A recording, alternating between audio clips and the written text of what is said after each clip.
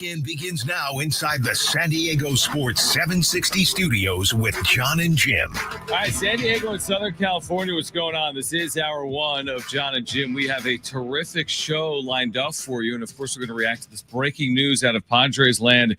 Xander Bogaerts to the IL. Will he return this year or not with a broken foot? Aztecs win last night. We'll have that covered. J.R. Tovar, the Aztec for life, will join us at 2:30. Cynthia Freeland, NFL Network friend of the show, back with us on the Micah Parsons trade at 3 p.m. And then wall-to-wall coverage. Kevin Acey, who just broke this story, no pun intended, on the broken foot of Xander Bogaerts, will join us at 4. Cory Provis, longtime radio voice with the Twins, will join us coming up at 4:30. But wow. I mean, Xander Bogaerts to the IL, the Padres have now been dealing with injuries. One of the keys, the unpredictable. You can do whatever you want at the deadline. You can spend as much money as you want. You can have the best roster in the world. It always comes down to health. Of course, he hasn't been their most productive player this year, but the truth is, Jim, if we looked at the numbers over the last half season, Xander Bogaerts has absolutely been productive. He plays each and every day. And we thought there was something odd about Mike Shiltz's reaction to a question about Bogarts postgame 2 days ago in Seattle. And our worst fears confirmed. He will go to the IL with a broken foot. You're talking about weeks, if not months. And now, how do they navigate these 28 games? And do they get him back for the postseason? Another injury blow for the Padres with a month to go in the season. Yeah, it's a big blow. It's not like Xander was lighting the world on fire recently, but still, when you look at the depth of this team at that position in particular, now where are you going to go? You even said that 2 days ago. You said with Xander, you might have said it to me off air, like there's not a lot of depth right there. You can put Jose Iglesias in at short, 100%, and you're not going to lose anything defensively. If anything, you're going to gain something defensively there. But as far as offensively goes, you're losing something. You're absolutely losing something there. You know, even though Xander's not a world beater offensively, I'd much rather have Xander in a lineup than Jose Iglesias. The numbers bear that out, by the way. 100%. Xander, at least his OPS is above 700. Yeah. Jose Iglesias, who has a concert coming up here, has an OPS in the 500s. Correct. So offensively, it's a pretty significant downgrade when you look at who the replacements will be. Mason McCoy recalled today. It's just a depth piece. Yeah, they just need to recall somebody, and they need to recall an infielder. Can't be. Now you could go. I mean, the route that you could go. Okay, let's hear it. Let me hear it. Right? Let me hear it. And I don't think they'll do it, but he did mention, if you listen to Mike Shiltz's post game the other day in Seattle, they were going to put Jake Cronenworth at shortstop the following inning if they tied it up. Brian, can you find that if you have it from 2 days? Would you have that sound from Mike Shiltz post game 2 days ago? See if you can find the part where he was asked about Bogarts. But continue. They were going to put in Jake Cronenworth at shortstop, and that would then have Luis Ariz move to second, where he's played, I think, 1 inning this year for the Padres, and then Ryan O'Hearn at first. I think their most optimal, best lineup, and this will include when Jackson Merrill returns, their best lineup, to me, might be Jake at short, Ariz at second, O'Hearn at first, Liriano in left, Merrill in center, Sheets as your DH. That might be their best lineup, but I don't think they'll view it that way because they like to think about defense a lot. And defensively, that might not be also their best lineup either. So that's what I was going to say. I was going to say that they put such a premium. We just had a conversation off air about the Padres offense and how they resemble a team from like the 2010s where you try to small ball your way to a win. Right. You move guys. This was before I knew about Xander. Like the way the Padres fancy themselves is not a team winning 9-6 games, but a team winning 3-2 games. And I think even with Bogarts out, and again, you're right, he's a serviceable offensive player. He's a major league average hitter, but now you go from major league average to major league below average with Iglesias, if that's a switch. I think they'd almost prefer it. I think they'd say, you know what, let's double. Yeah, the reason I say it, I don't prefer it. The reason I think they may prefer is say, let's double down on our efforts to be strong up the middle defensively. And let's also do enough where we get a guy on, get him over, get him in. Nothing changes. Xander wasn't necessarily that guy either way. I just feel like they doubled down in their efforts to be the team they want to be. as opposed to leaning into the best offensive scenario. I think we might see a little bit of both. By the way, this was Mike Schilt post-game 2 days ago, right, Brent? This is Mike Schilt. We're finding out about Bogey right now. They're doing some imaging, so, I got him good, and he's a tough guy, as we all know. And, for him he wasn't going to go back out. We were going to tie the game, go ahead, and Crony was going to go play shortstop. But we're going to find out about him soon. Low, I don't think there's any concern at the moment, at least for us. That's all we needed. So that was 2 days ago, and that's fair. Mike Schilt didn't know it was broken probably in that exact moment. But you can just tell by the tone of his voice. Yeah, that's what we said. So a broken foot is a significant injury, obviously, and now he's on the IL, and they have to deal with it. And when we talked to Kevin later that day, Kevin did say, he went to the clubhouse, Xander didn't look like he was in a bunch of pain, right? But then again, you can probably be kind of okay or feel like you're okay right after the fact, and then you sleep on it and you 100%. Wake up the next morning and it's swollen and you're like, what the hell just happened? If you have a hairline foot fracture, you may or may not know, but if you have a hairline foot fracture, and I don't know if it is, you can't play on it. And I don't even know what the prognosis for something like that is. I know Kevin has reported that there's a chance he's back prior to the postseason, but just do the math. I mean, if you break a foot, 4 weeks, season ends September 28th. That's less than 1 month from today. That's when the season ends. You know what I do nowadays when I go need to something answered? ChatGPT. I go to ChatGPT. I know you do, but I don't know if it works for athletes always. Like it said with Merrill, it could be weeks and weeks and weeks, but Merrill could be activated tomorrow. So I just asked ChatGPT, how long will it take to return from a non-displaced fracture in your left foot? A non-displaced foot fracture usually takes about 6 to 8 weeks to heal. Okay. But the exact timeline depends on which bone, the severity of the break, the treatment, and yada, yada, yada. Well, 6 weeks is the middle of the postseason. 4 weeks from today, the season is basically over. It ends September 28th. Today's August 29th. Mm-hmm. So you got 30 days. Does he come back? But here's the other question. The Padres are making the postseason. We all agree. Maybe you get Bogarts back for the postseason. What does this do for your push? These 28 games where the margin is so thin, where you need to make up ground. You're still trailing the Cubs and the Dodgers, right? You're in this competitive National League. Now you're playing a schedule that lines up, and that begins right now against the Minnesota Twins. It doesn't change your schedule that's lightened up. And they've dealt with injuries here recently. Jackson Merrill currently is on the IL. Michael King, we haven't seen him since May, other than 2 innings. I mean, by and large, they get by when dealing with things. And I'm assuming they're going to get by again. I think the number one question is the question you asked. Do they lean into offense and get cute, so to speak, putting like Luis Arias, who hasn't played second in 2 years? Do you play him at second? Or do you lean into what you do well, which is play good defense, pitch well, move guys over, and win 3-1? Yeah. Yeah. No,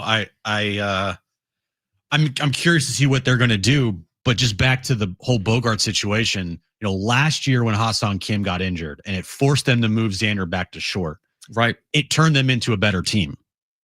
Just like the dynamic of things, right? It made them better. And then, Kim wasn't going to return and Xander's at short, Cronenworth's at second instead of Cronenworth at first. And I felt like the dynamic of the team last year heading into the postseason with those moves in place was a better fit for things. This year, there is no backup, so to say, for Xander for an everyday role. Same thing with Manny. And same thing with Tatis. That's exactly right. There's no backup for an everyday role there. You can get a bye with guys missing a series or guys missing a couple days here and there. But as far as your everyday shortstop now, which I think is going to be a little bit of a revolving door. I don't think they're just going to say, hey, Jose Iglesias, this shortstop for the rest of the season. Right. I think that's going to make things a little complicated and tricky. But yeah, there's no doubt about it. This is a bad break. Obviously, no pun intended. But look at it this way. Last year, they lost Toddy for 2 months. Toddy was way more of a significant offensive piece in real time than Xander Bogaerts is today in real time. Yeah. And David Peralta, to his credit, had a 750 OPS last year for the Padres. And collectively as a team, I'm not putting this on Toddy, but the truth is the truth. Collectively as a team, they played way better without him. Remember? I mean, they took off without Fernando Tatis Jr. So this isn't some death knell. This isn't some, it can't be overcome. This isn't losing Nick Pivetta the day before the postseason. Yeah, or Manny Machado right now to a broken foot. That is a completely different conversation. And I would still probably argue, listen, they lost Tatis last year and they played good baseball without him. But Xander Bogaerts, I think it's a loss. And there's also this in sports sometimes. It's like at one point, it's too many dominoes falling over. And I'm not saying it's today. Merrill's been out. Again, you could argue they've been better in the lineup without him. King's been out. They've overcome it, to their credit. Yeah. They've overcome it. Now Xander's out. I'm just saying, like, okay, maybe you can overcome it, but you can't keep dealing with injuries over the final month of the year. No. At some point, it's going to be huge, huge problems for the Padres. And hopefully it's not now. But now it's like you're crossing fingers you can get to October as close to healthy as you can be. Guys are going to need to step up. Obviously, that's without saying. And it's next man up in this situation. But I don't want to downplay the potential significance of this injury either. You know, they're going to have to move on. They're going to have to go and they're going to have to try to win the National League West or get the 4 seed and try to win a World Series. You know, they don't have time to sulk here and be like, oh, what are we going to do without Xander now? Now Xander's not a big like offensive piece of the puzzle here, but he still is above average, right? Serviceable. I mean, he wasn't playing like he was the start of the season, and then he got red hot, and then he's definitely cooled off of late. Yep. But I just look at the alternative is why this feels like a pretty significant injury, which the alternative is a guy with a 90 OPS. Yeah, he has really struggled. I mean, I go back to, let's just do this. The day Bogarts got hot in LA, I mean, basically turned his season around. I do think that's fair. From that moment on, Jim, he's got an 835 OPS, has hit 303. He's been a very productive player. There have been highs and lows. I completely agree with that. I mean, listen, we've been critical. I mean, make no mistake, we've been very critical. He's hit 303 with an 835 OPS in 59 games, playing every single day. Mm-hmm. He's been a big part of their team. Not the biggest, but he's been a significant part of their team, playing every single day and playing effectively for 2 months. Now they're without him for a month or more. But they're certainly without him. You would have to imagine until the end of the regular season in 29 or 30 days. Yeah, and there's no guarantee that when he returns right away, he's going to be good for you. I mean, completely. Like the position that you play, your feet are pretty important. Like, you know, and also hitting, timing, all that stuff. It's a blow. It's a blow to this team. It's unfortunate. It's probably the most unfortunate news you could have right now is one of your regular players, everyday shortstop, is now probably going to miss the rest of the season. I mean, I remember the moment. Like, we'll react to this on the other side. When did it happen? He smoked a ball off his foot. Yeah, that was brutal. He smoked a ball off his foot, and you saw it in real time, his reaction to it. So Xander's out. What does it mean for the Padres' chances to win this division and secure a better seed in the National League? J.R. Tovar on last night at Snapdragon Stadium.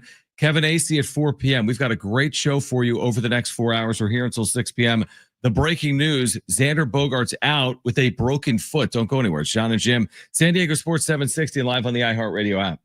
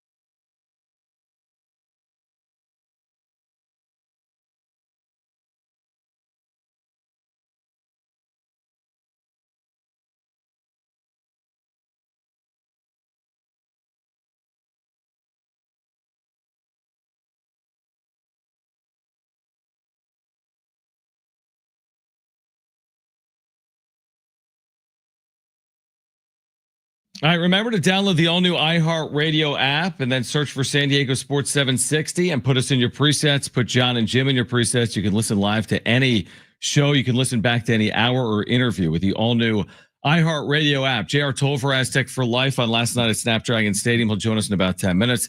Cynthia Freeland from the NFL Network at 3, and then Kevin Acey with more on Xander Bogaerts' foot fracture. He will join us live at 4 p.m. And again, if you're just tuning into the show, the breaking news in the last 20 minutes is that Bogarts has been placed on the 10-day IL with this foot fracture. Kevin Acey reporting he could return. Again, keyword being, I'll read the exact tweet here from Kevin Acey because Kevin was the one to break the story. And then he said that Xander Bogaerts has a chance to be back for the postseason, per Kevin Acey. A chance, not could, has a chance to be back expect Bogarts has a chance to be back. I say that again. The Padres expect Bogarts has a chance to be back. Okay. For the postseason. Now it doesn't say when. It could mean postseason. It could mean if they make the World Series, True. He could be back then.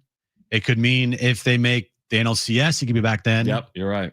It could mean, hey, he'll be back by the wild card round. Yep. But we don't know the exact timetable for this.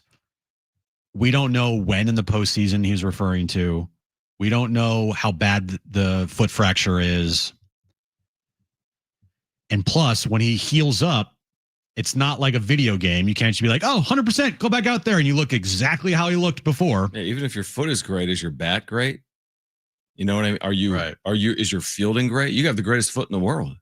You take a month off from doing something. I know. It's hard to get right back into the swing of things. It's a loss, man. It's a big question mark for the postseason. My whole thing right now is whatever seed they are is whatever seed they are. We can argue that. We can discuss it. We can tell you they have a better chance to win a World Series with a better seed. But at the end of the day, they want to put themselves in the best position from a roster perspective in the postseason. We talk about the 5 horsemen or whatever. You need them healthy. We talk about this lineup. They have to be healthy. So when you're dealing with injuries, that's the biggest concern for me. What's more important than seeding is injuries. And the Padres are dealing with injuries. And we were about to have a discussion today about the 2-hole. Now that conversation feels like it doesn't even matter right now because this injury takes precedent to everything else. I mean, you got regulars out. Xander plays every day. Jackson Merrill plays every day, right? Now Merrill's coming back, we believe. But we don't know when. Kevin's reported with us and on the internet this weekend. Okay. You know, I'll believe it when I see it. I know, but I mean, we'll ask Kevin at 4 p.m. The latest on Jackson Merrill. Plus, we'll hear from Mike Schilt this afternoon. Oh, you think Mike's going to tell us exactly what? He's like, actually, guys, he's going to return on Sunday afternoon. No, but he was with the team in Seattle, right? He was. Of course he is. He's not going to leave them. I think he's close to returning. I'd be very surprised if he wasn't. He didn't break something. He didn't. You know, to the best of our knowledge. But still, an ankle sprain and bone bruise is still an injury hurts, man. Well, I'm sure it hurts, but again, I don't think Jackson Merrill's an injury we have to worry about like long term. Long term, yes. Where I think Xander Bogaerts, we have to worry about his injury long term. Yeah, healing a bone is different than healing an ankle sprain. Yeah, exactly. But yeah, I mean the injuries and then the whole King thing. I mean, the Michael King injury is probably the biggest of them all. Probably the biggest of them all, as the calendar's about to flip to September, and we're not going to see King until who even knows. Yeah. And then he's going to have just a few starts to get ready. So it's a significant loss. So we'll see how they try to overcome it. What's the Padres lineup, for example, today? It's funny because the lineup came out right before our show and I looked at it. I didn't even look at the rest of the lineup after 2 because we were going to have a discussion today about the 2-hole. Right. So I didn't even realize Xander wasn't in the lineup. Right. That's my point. Because this lineup came out 32 minutes ago at 1:52, right before we got on the air. Right. And I didn't even look. So, okay, Tatis is leading off. Arise is at first, hitting second. Manny's at third. O'Hearn's your DH. Liriano's in center. Sheets is in left. Iglesias is at short. Cronenworth's at second. And Fermin's behind the plate. I still think it's a decent enough lineup with that power in there when you think about the Sheetses and the O'Hearns. Now, but here's the thing, though. When Merrill returns, okay? Yeah. If they are deciding to keep Iglesias at short mostly every day, and you replace Jackson Merrill with, either O'Hearn or Sheets, probably Sheets is the odd man out. then your lineup does not look as good as it does right now. Completely agree. So that's where the conversation has to come is, all right, are we going to put the best 9 out there for the best lineup possible? Or are we going to sit one of our better players in Gavin Sheets that brings an element to our team that we just don't have, which is power and a threat at the plate, and sit him on the bench? That's a great point. Because Jackson Merrill doesn't bring that to this team this year. He's had a really, I'm not going to say he's had a bad season, but he's had an average season at best. It's a significant drop off from last year. And when you put Jackson in there, you drop down in production. So, like, what are they going to do when Merrill gets back is the question. It's a huge question. And I would go down the path of Schilt, with his hard-headedness, would prefer to do what he likes to do, which is to kind of trust the guys he's trusted all year, lead with defense, lead with small ball, as opposed to lead with his offense. But I don't know. I can't. It's not my preference. I'm just basing it based on what I've seen from Mike Schilt over the last 2 years. I don't know if that'll be the facts of the matter or not. Yeah, I would agree with that. I don't particularly like that strategy, but also it goes back to who they are as a baseball team. Exactly. They are not a baseball team that wants to try to outslug you.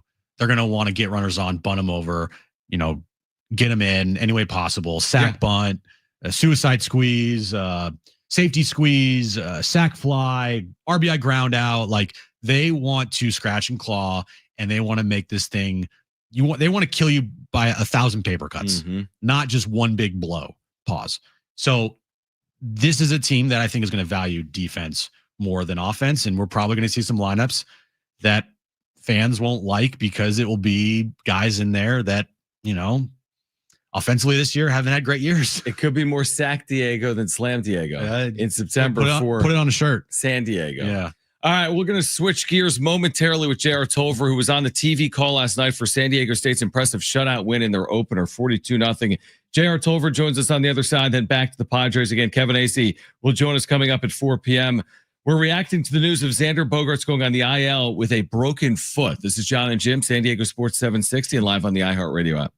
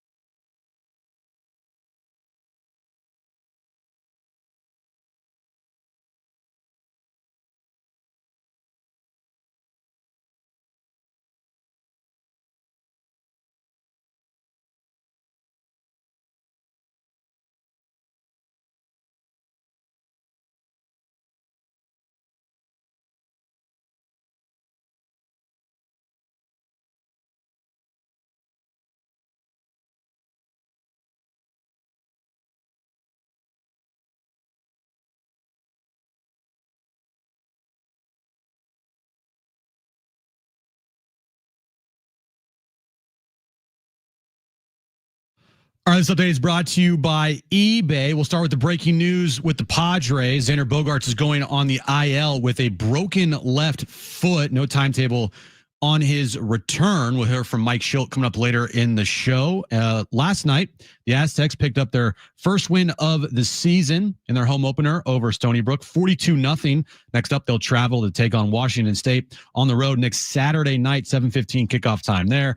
And SDFC takes on LAFC Sunday night, 7:45 kickoff, 7:15 pregame. Listen right here on San Diego Sports 760. Swapping out your tires, there's nothing like it. With eBay, you find the feel you're looking for, from smooth highway rides to grip for rough terrain. Get all the tires you need at prices you'll love. eBay, things people love.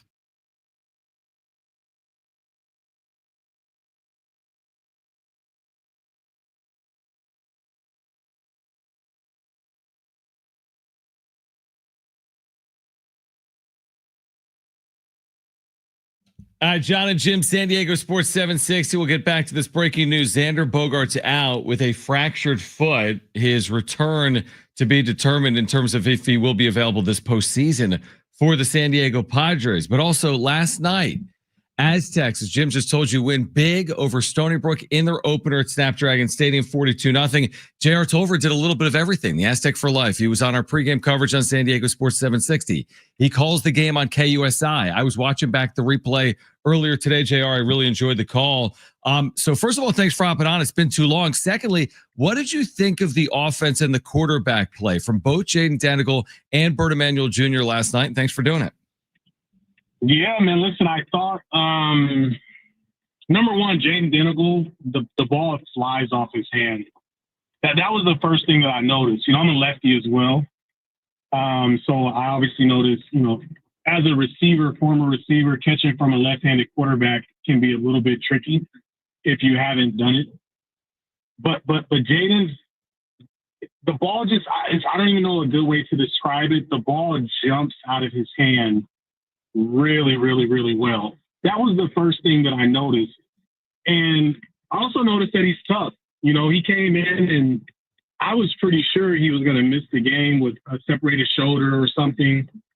And as bad as that looked, you know, he only missed 3 or 4 plays and he came back in, and one of his first plays, he was running a guy over like he was Bronco Nagurski. So, you know, you got a guy that can throw the football. You know, you got a tough guy who, despite, you know, how he feels physically or maybe mentally, he's always going to go out there and give the team what they have. So those were the two positives that I saw very quickly on. Like, man, these guys have a dude that they can actually really rally behind. One of the things that I didn't like was I felt like there were times where he could have used his legs. He's obviously a very, very athletic football player. There was one time, I think it was 4th down. Instead of, you know, using his legs and trying to pick up the first down, he decided to try to force the ball in, and the Aztecs turned the ball over. And then, obviously, I think the completion percentage was, to me, another negative for him. You know, quarterbacks these days, they really like to be in that 65 to 70% plus from a completion ratio percentage. He was 50%. And I think that was because he did make, you know, a few errant throws. You know, there weren't guys out there dropping the ball or anything like that. So 2 positives. Kid's got great talent from an arm standpoint. He's tough as nails. And then, like I said, the negatives, I think, was, you know, sometimes when you're athletic, go ahead and use that athleticism to get your team the first down by picking up the yards. And then, you know, we got to get above that 60% completion ratio if we're going to have a chance to be the offense that they want to be. On the flip side, JR, the defense, with a lot of returning players from last year, held them under 100 yards. I get it. It's Stony Brook, right? We'll see what they do against Washington State next week. But, I mean, you got to play who you play. And to hold them under 100 yards, I think they got in their own territory maybe one time all game. It was kind of crazy. What'd you think of the defense and how they played last night? Yeah, really enjoyed the way the defense have played. You know, Tano Latuli stepped up right away, made a big play with the tip ball. You know, we've talked a lot about the corners, Chris Johnson and Bryce Phillips. I thought they did a fantastic job, not only in coverage, but San Diego State is being very aggressive. They sent a couple of cat corner blitzes, and Chris and Bryce both did a great job, I think, of making their presence felt. Obviously, you made a big deal going into the season about Trey White. He had 60 tackles last year, 40 solo, 18.5 tackles for loss, 12.5 sacks. He's a dynamic player. He was pretty quiet last night, but I think that's going to happen until teams realize that there's somebody else that they're going to have to block. And I thought we saw a lot from, August Salvatore did a great job of coming in and getting a sack and getting another half a sack. And the coaching staff is really big on August. They've talked about his swag, so to speak, as a pass rusher. They're saying he's, potentially the best pass rusher on that team, and he showed up. I think Owen Chambliss played a great game as well. I thought the defense did a really good job. Now, would we have liked to have seen the defense get a turnover? Absolutely.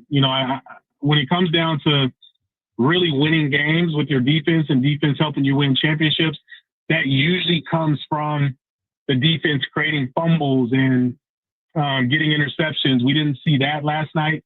And to your point, you have to play who you have to play, but the kid that they played last night, the running back, is phenomenal. He's 6'5", 225 pounds. He's the type of kid you could see playing in the National Football League pretty easily, because that's a size, weight, and strength, speed league, and he has all three of those qualities.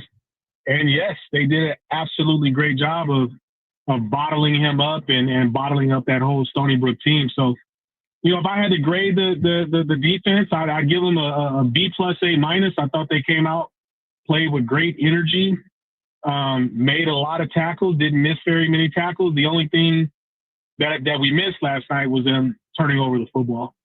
J.R. Tovar with us right now, again on the call last night on TV. Of course, the Aztec for life, just a terrific receiver on the Mesa at San Diego State. So what's it like for you, J.R., when you see 3 San Diego high school tailbacks all get opportunities? I'm looking at Lucky Sutton last night. He goes over 100 yards.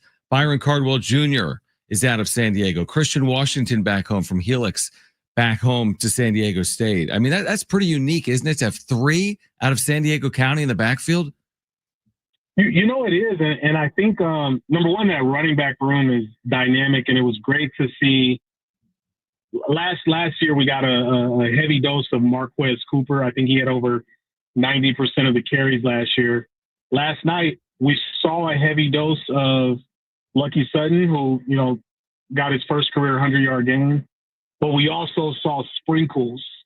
And I think that's the mix that the Aztec fans were hoping for last year that they got this year. But, you get 3 great running backs that come out of San Diego County. Shafe, you remember we called Washington's game his senior year, and he is just – I think he scored 5 touchdowns 4 different ways when we saw them playing against Granite Hills as his senior year. So he's a dynamic player. I'd be remiss to say it, and I mentioned this on the broadcast, Coach Lewis is being very intentional about being aggressive in San Diego, and I love it. It's not only, hey, listen, we're going to go after all the guys in San Diego. That's one thing. If those guys get away from us, hey, we'll be here when you're ready to come home. That's another thing. But the third thing that he said to me in our call earlier in the week before the broadcast was, we are building relationships in the community. We're going to the guys who we know influence the guys. We're building the relationships with Eric Weddle at Rancho Bernardo and Nick Barnett, at Del Norte, Fale Pumele, who's the San Diego State alum up at Oceanside, Shane Walton, who's the head coach at Bishops, played at Bishops and went to the National Football League. The Verlaine Batofe, who's building a powerhouse in Mount Miguel. He said, we are building these relationships in the community because we really want to build a fence around San Diego as it pertains to our athletes. And now we got 2 options. If we don't get them when they come out of high school, that's fine. We'll keep them on our radar. And if they're not happy where they are, we will welcome them back home. So I think Coach Lewis and his staff have done a really good job of making San Diego recruits a priority. And we saw that last night on the field with a lot of the kids who Trey White and Lucky Sutton, a lot of those guys that are on the field, Tano Latubi, that are playing for the Aztecs. Yeah, it's an amazing number of guys. I don't know the exact number. I think it's 18 plus out of San Diego County at San Diego State right now. It's an incredible number. JR, again, we appreciate you doing it. We're looking forward to having you with us throughout the course of the season. Again, you'll hear JR Tovar on pregame coverage, which includes this upcoming Saturday night, a week from Saturday, when the Aztecs head to Pullman to take on Washington State. JR, thanks for doing it. We'll do it again soon. And I hope you're doing well, man. Sounds good, guys. Thanks for having me. Thanks, man. Great stuff from J.R. Tovar, who, again, was a terrific receiver here at San Diego State. We're going to get back to the news of the hour. Xander Bogaerts is out. For how long? He's got a broken foot. What does it mean for the Padres moving forward? Cynthia Freeland from the NFL Network. She will join us coming up at 3 p.m. This is Jon and Jim, San Diego Sports 760, live on the iHeartRadio app.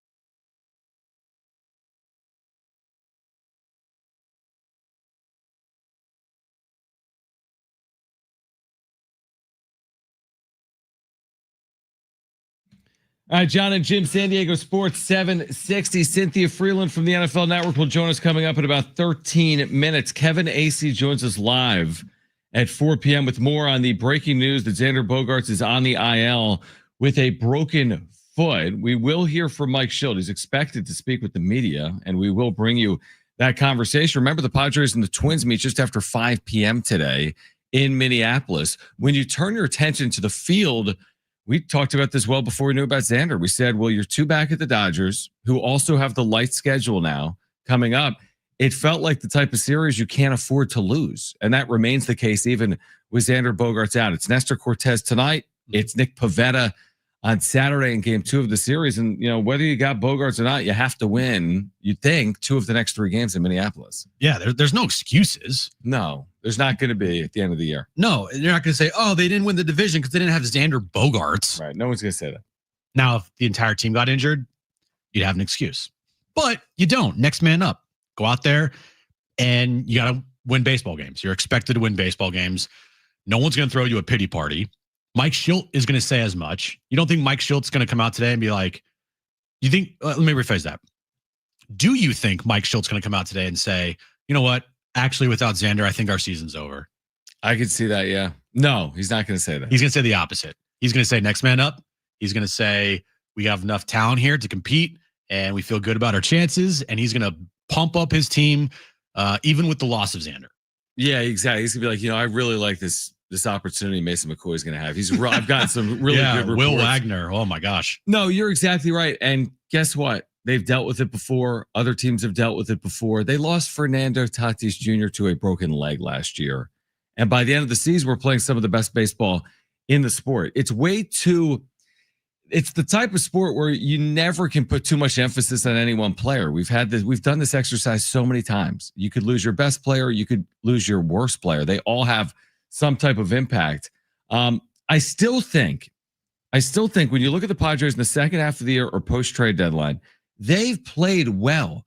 Just go back to this point. The 3rd of July on, they've still outplayed the Dodgers significantly by 7 games. Now, the issue is what's played out over the last week or two. Like the Dodgers have heated up enough. And they've gotten healthier. They're getting healthier, and the Padres have cooled off enough where a 1-game division lead has now become a 2-game deficit, which is really 3. That was always a concern with the Dodgers. But the number one thing is the health. Like Padres can play well, but you need them to be fully healthy. Mm-hmm. Dodgers might have been playing poorly, but they weren't fully healthy. And that's why, like, I don't know if the stars align. You get King and Bogarts and Merrill and whatever else all back and effective 1 month from today. And to the Padres' credit, they've made this thing a race. They took advantage of the Dodgers' injuries and their poor play, and they've gotten back into this thing to now we'll see what happens this weekend with the Dodgers and the Padres. Dodgers play the D-backs at home, I think. Yeah, so they play them at home. We'll see what happens. And come September 1st, Labor Day on Monday, we'll see if they're still 2 back, if they're 1 back, if they're tied. You know, like we don't know. Or is it going to turn into a disastrous weekend where you get up on Monday morning and you look at the standings and the Padres are 4 back, 5 back. I don't think that's going to be the case, but I'm just throwing out every scenario out there. You hope that you take 2 or 3 from Minnesota here. Go Arizona this weekend. Mm-hmm. Arizona takes 2 or 3 from the Dodgers. And you're game out. And now you're game out on September 1st, even with all the injuries and the problems that you have. Right. And it's still go time. No one's going to sit here and feel sorry for you. Like the season's not going to stop to get your team healthy. You got to go out there and you got to perform. You got to play. And guys like Manny Machado, those guys got to step it up. I go back to at the deadline, we're like, well, they've put together this, roster without weak links. And then things got too good. And Michael King went back on the IL. Like there was that moment in time. Like 2 innings, the team was fully healthy. It was before the road series at Dodger Stadium, was it not? That he went on the IL? Yes, it was right before we were at that. Snapdragon. So think about that. I mean, they were playing brilliantly. They'd made up 10. They went from 9 back to 1 up. It was going, like we always say in this, universe, it was almost going too well. And from that moment on, King out, Merrill out, Bogarts out. So it's less to me about how they've played, and it's more to me about overcoming these injuries. And something I said to start the show, which is like, You can deal with injuries. You're right. Nobody's going to use the Bogarts excuse.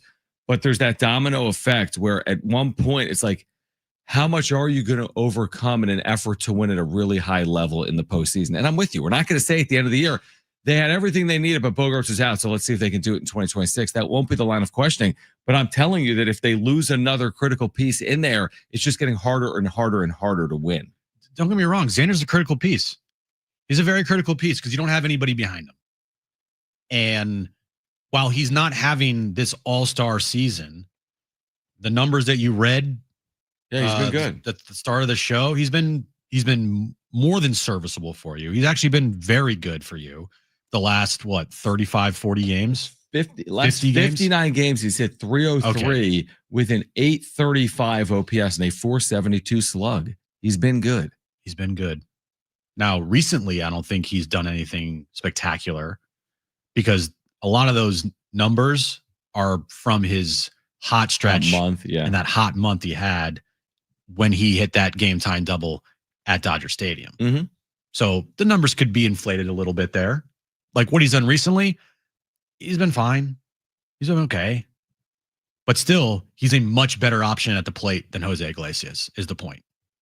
And so when you go from Xander Bogaerts to Jose Iglesias in the lineup, you're downgrading significantly.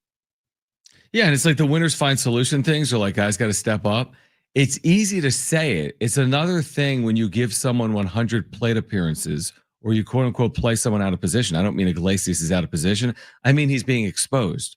We had this conversation about Gavin Sheets in the first half of the year. This guy's had a terrific year, but when they played him every day against lefties and righties, it wasn't as good as when he was, playing just as a platoon player. Now they're getting him back in there. He's been hot, obviously, over the last couple of months. I just feel like playing Iglesias every day is exposing. We've seen that at times this year, and it hasn't gone well. Now, could he be hot for a month? Sure. David Peralta was hot for a month or two, so it is possible.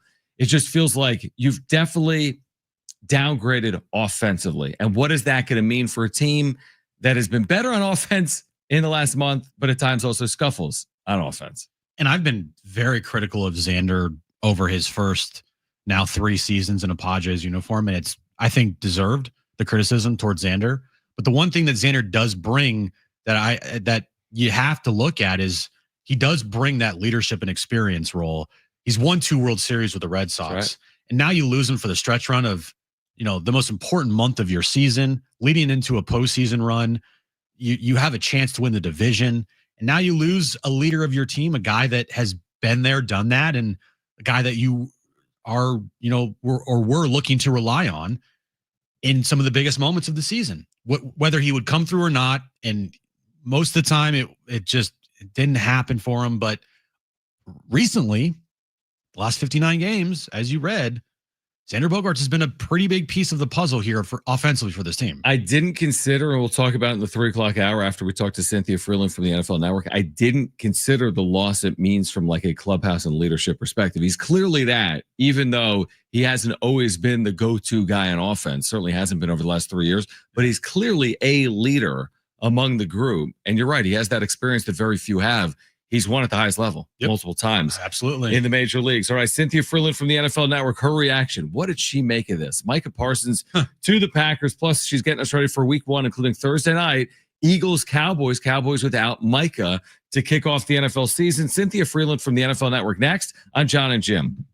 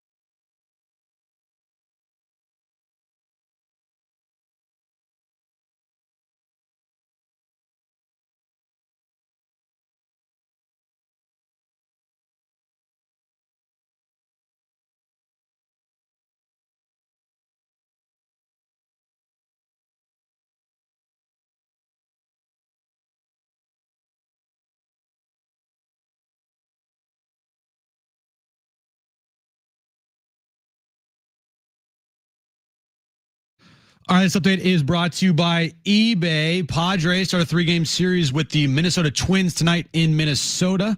5:10 first pitch. Padres trail the Dodgers by 2 games in the National League West. The big news with the Padres today, though, is Xander Bogaerts going on the IL with a broken left foot. No timetable for his recovery as of right now. Last night, San Diego State picked up their first win of the season, winning their home opener over Stony Brook 42-0. Next up, they'll travel to take on Washington State on the road next Saturday, 7:15 kickoff time. And SDFC takes on LAFC Sunday night, 7:45 kickoff, 7:15 pregame. Listen right here on San Diego Sports 760. Swapping out your tires, there's nothing like it. With eBay, you find the feel you're looking for, from smooth highway rides to grip for rough terrain. Get all the tires you need at the prices you'll love. eBay, things people love.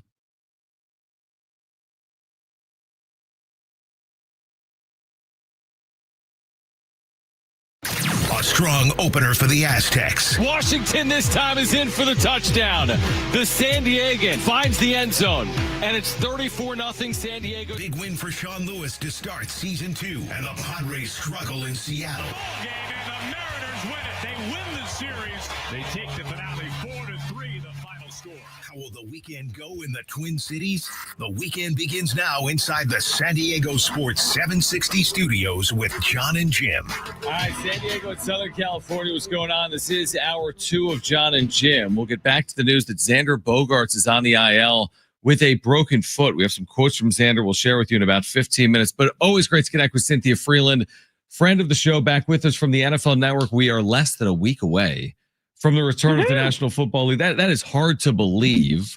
Cynthia, just as a football fan, and thank you again for joining us in San Diego, like just as a fan of the sport, like what's your reaction when you see the news come down, this like seismic trade in the National Football League? Like just as a fan, what was your reaction? Look, it's fun to do the grade the trade, like all the things that we do. When things like this happen. And I'm a little annoyed because, it's a long weekend and I had to redo all of my projections. So whatever, but that's selfish. No, it's fun to see and it's fun to figure out. It's also like hilarious to, all the people, the Packers are winning the Super Bowl and like just one fell swoop. Yeah, right. It happened right before our show. And I honestly thought, Cynthia, it was a fake tweet, because if you read the tweet and you'll know where I'm going with this, he spelled Micah Parsons' name Micah Packers, and I was like, wait, this has to be fake. Right. It was one of those things where you're like, okay, I gotta look at this 3 times over to make sure that it's real or not. So going to the on-field side of things, just how good does this, make the Packers defense, and how much is Micah Parsons going to be a difference maker for this Packers team? I think it's a huge deal. I mean, I know the way Jeff Hafley wants to operate that defense, and I know that they were trying to figure out, like, okay, are we going to get, like, who's going to step up, right? Like, they drafted in the second round a guy last year, like Edgerrin Cooper, and, they've been trying to figure out the pass rush, and it's been one of those things where it's like, okay, maybe this year. Okay, maybe this year. This just becomes okay, it is now this year, and maybe that will help Rashawn Gary return to the kind of form that we saw a couple years back. And, you have Jair Alexander there. I understand Ja didn't play every single game last season, but he's still a really good corner. And, you have to kind of figure that out without him. So I know there were a lot of turnovers last year, and I know Xavier McKinney has cool hair, but it's going to be hard. Their interceptions and turnovers like that are a little bit of a fickle stat. There is some luck involved to actually get the turnover. So it's more, you're more likely to count on like increasing your pressure rate and realizing that will shut down teams from earning first downs. That's a smarter way to live than to live off of an interception. But they shored that up. So, I thought it was good before, and it's an excellent defense now. Cynthia Freeland, NFL Network, back with us right now on Jon and Jim. I want to get into what it means for the Cowboys, but I actually want to start by asking the question of what they got in return, the 2 first-round picks specifically.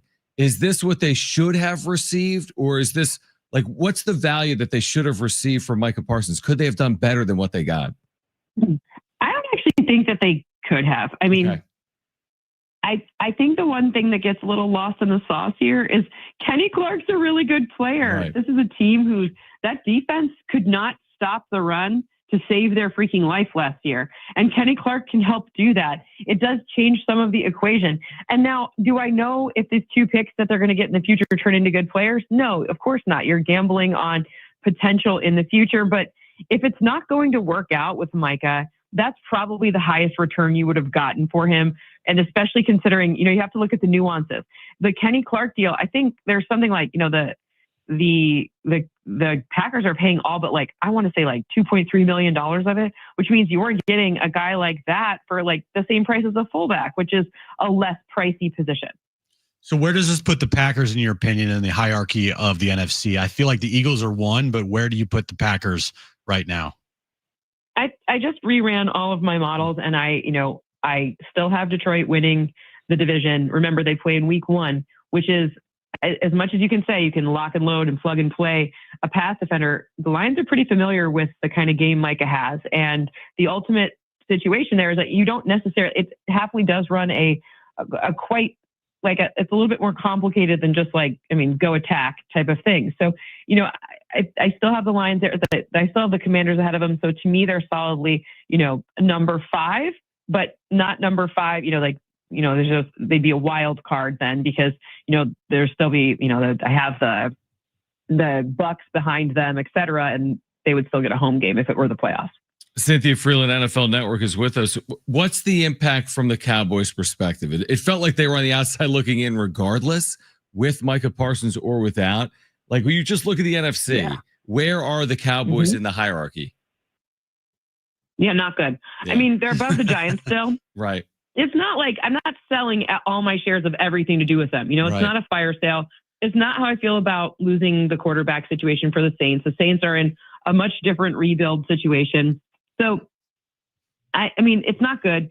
But I think that if you look at the way their cap was constructed, this had to happen at some point. You can't keep signing people to all these deals this late and not amortizing it over the course of, this is boring words, I'm sorry, but you have to use these voidable years so you can actually make something that's 4 years look like it's 6 years, because that's the way the cap works. So if you're looking at the Eagles, they amortize it to the point where the guys on the field they're playing this year, cap is 275. Let's say they're playing at 365. And then, meaning if you looked at their average draft value, well, if you're playing at, 250 because you're paying back bad cap hits from before, you're at a massive disadvantage. So I think at some point they, it's probably okay, well, we can take our medicine on this one. We have to gear up to pay some other people going forward. We'll figure this out. Who do you put the most blame on for this situation and how it unfolded here? I don't know what the word blame, because I kind of think it's okay. I'm not as I don't think it's all gloom and doom. I feel if you're going to, it's just like every human when they threaten to, I'll walk, leverage is about whether or not you take that other option. And that's just what happened here. Leverage is the name of the game. And Micah, especially as a pass rusher, you can go a lot later because, it's not like quarterback where you have to build completely around that person. So I think that if it was going to be a divorce, it should have happened a lot sooner. But that being said, if it was going to be a divorce, might as well be divorced now as opposed to be a very middling team all year. Maybe Micah gets hurt, something bad happens, then it just becomes now we're all excited. I mean, maybe not Cowboys fans, but most of us are excited to see what this looks like. But, it would have been can you imagine if it kind of limps to the finish and then things are bad? Now it feels like a chance to be all right, let's reset the table and get started with a new team. Cynthia Freeland, NFL Network, with us right now. Jon and Jim, San Diego Sports 760. Cynthia, do your models suggest that Micah Parsons is the NFL's best defensive player, or where does he rank among the best defensive players in the NFL? He's up there. It's really hard to say he's number one. Mm-hmm. I mean, he was a little bit injured, and I do actually think I don't know if that back thing was posturing for another team. Probably was. He does have the highest pressure rate, but he doesn't play as many snaps as some other guys. He's right up there. Of course, he's among the best. However, I think right now, from a scarcity standpoint, I could make a really strong argument that you would want a corner to be there's more of the higher echelon pass rushers and fewer of the truly elite shutdown corners. So right now, would I sell the farm for him? I don't know. I mean, I guess it depends on if I think I'm a Micah Parsons away from winning the Super Bowl. But, scarcity for me dictates that corner is a far more valuable position from the standpoint of available substitutes. Heading into week 1 next week, what's your number one thing that you are looking forward to, other than the fact that we get football back on our televisions? I think that thing I'm most interested to see.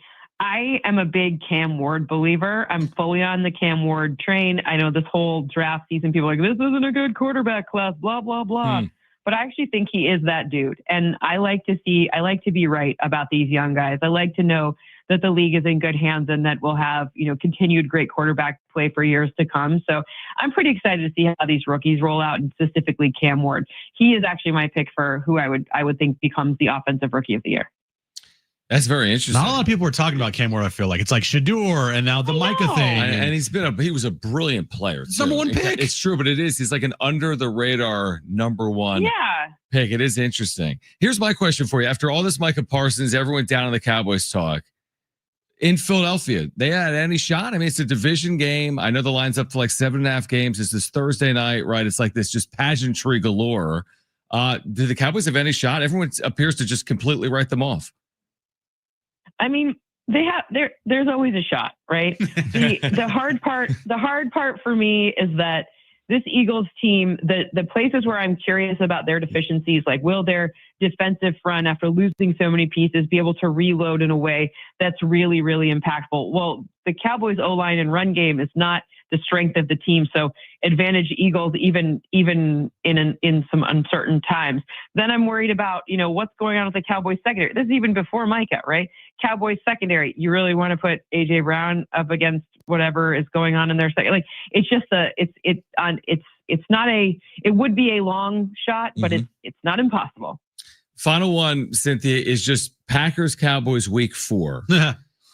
Is it going to be the NFL's, just your opinion, is it the NFL's number one rated regular season game outside of, let's say, a Thanksgiving Day? Will that be the number one rated game? And Christmas stuff, like just take away like the special day maybe or two. Is this right there a top 2, 3 rated game of the year? I mean, probably, because Cowboys always rate, like even when they're awful, like they're going to get top ratings this year. NFL already is like top 97 of the 100 most watched things in the year, NFL games. So, I mean, I think it'll be right up there. But, do I think that it's going to be a game where in the fourth quarter where it's going to be this nail biter and those ad spaces are going to be worth $1 billion? Heck no.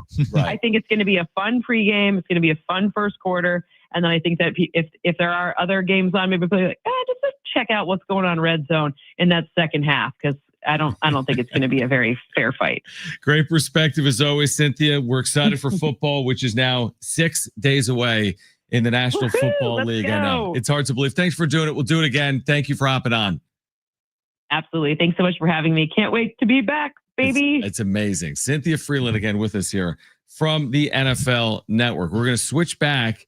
Xander Bogaerts has spoken with the media, including Kevin Acee. We have quotes from Xander. He is on the IL with a broken foot. How long does he expect to be out? We'll share that with you. On the other side, we'll hear from Mike Schilt coming up as well. Kevin Acee joins us live at 4 p.m. Do not go anywhere. This is Jon and Jim, San Diego Sports 760, live on the iHeartRadio app.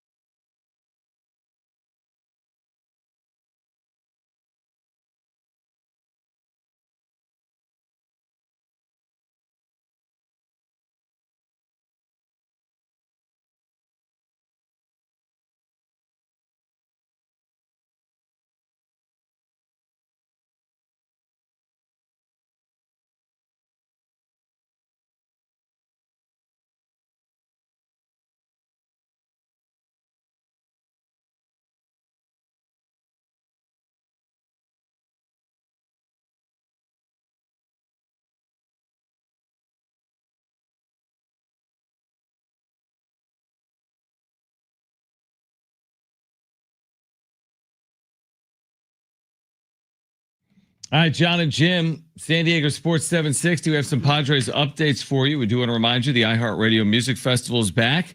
Live performances by Bryan Adams, John Fogerty, and more, September 19th and 20th at T-Mobile in Vegas. 2 nights, 1 stage. Buy tickets at AXS.com. And while the world is listening on iHeartRadio, you could be there. 3 chances every weekday for you to win your trip for 2 plus $1,000 spending money. Next chance to text and win happens at 5 p.m. on San Diego Sports 760. All the info at sportsst.com/festival. Everything's fine, John. So what are the updates on Xander and the rest of the injured brigade? So Xander spoke with Kevin, said, quote, couple of weeks, and I'm looking to be back, hopefully, right before the regular season ends. Okay. There's more in there. The player is hopeful he can return before the end of the year. Yeah, those are the cliff notes. He's very hopeful that he's going to return before the season ends. Now remember last year, the shoulder, he did come back sooner than later. And then when he came back from the shoulder, he was really good for a brief period of time. He was, yeah.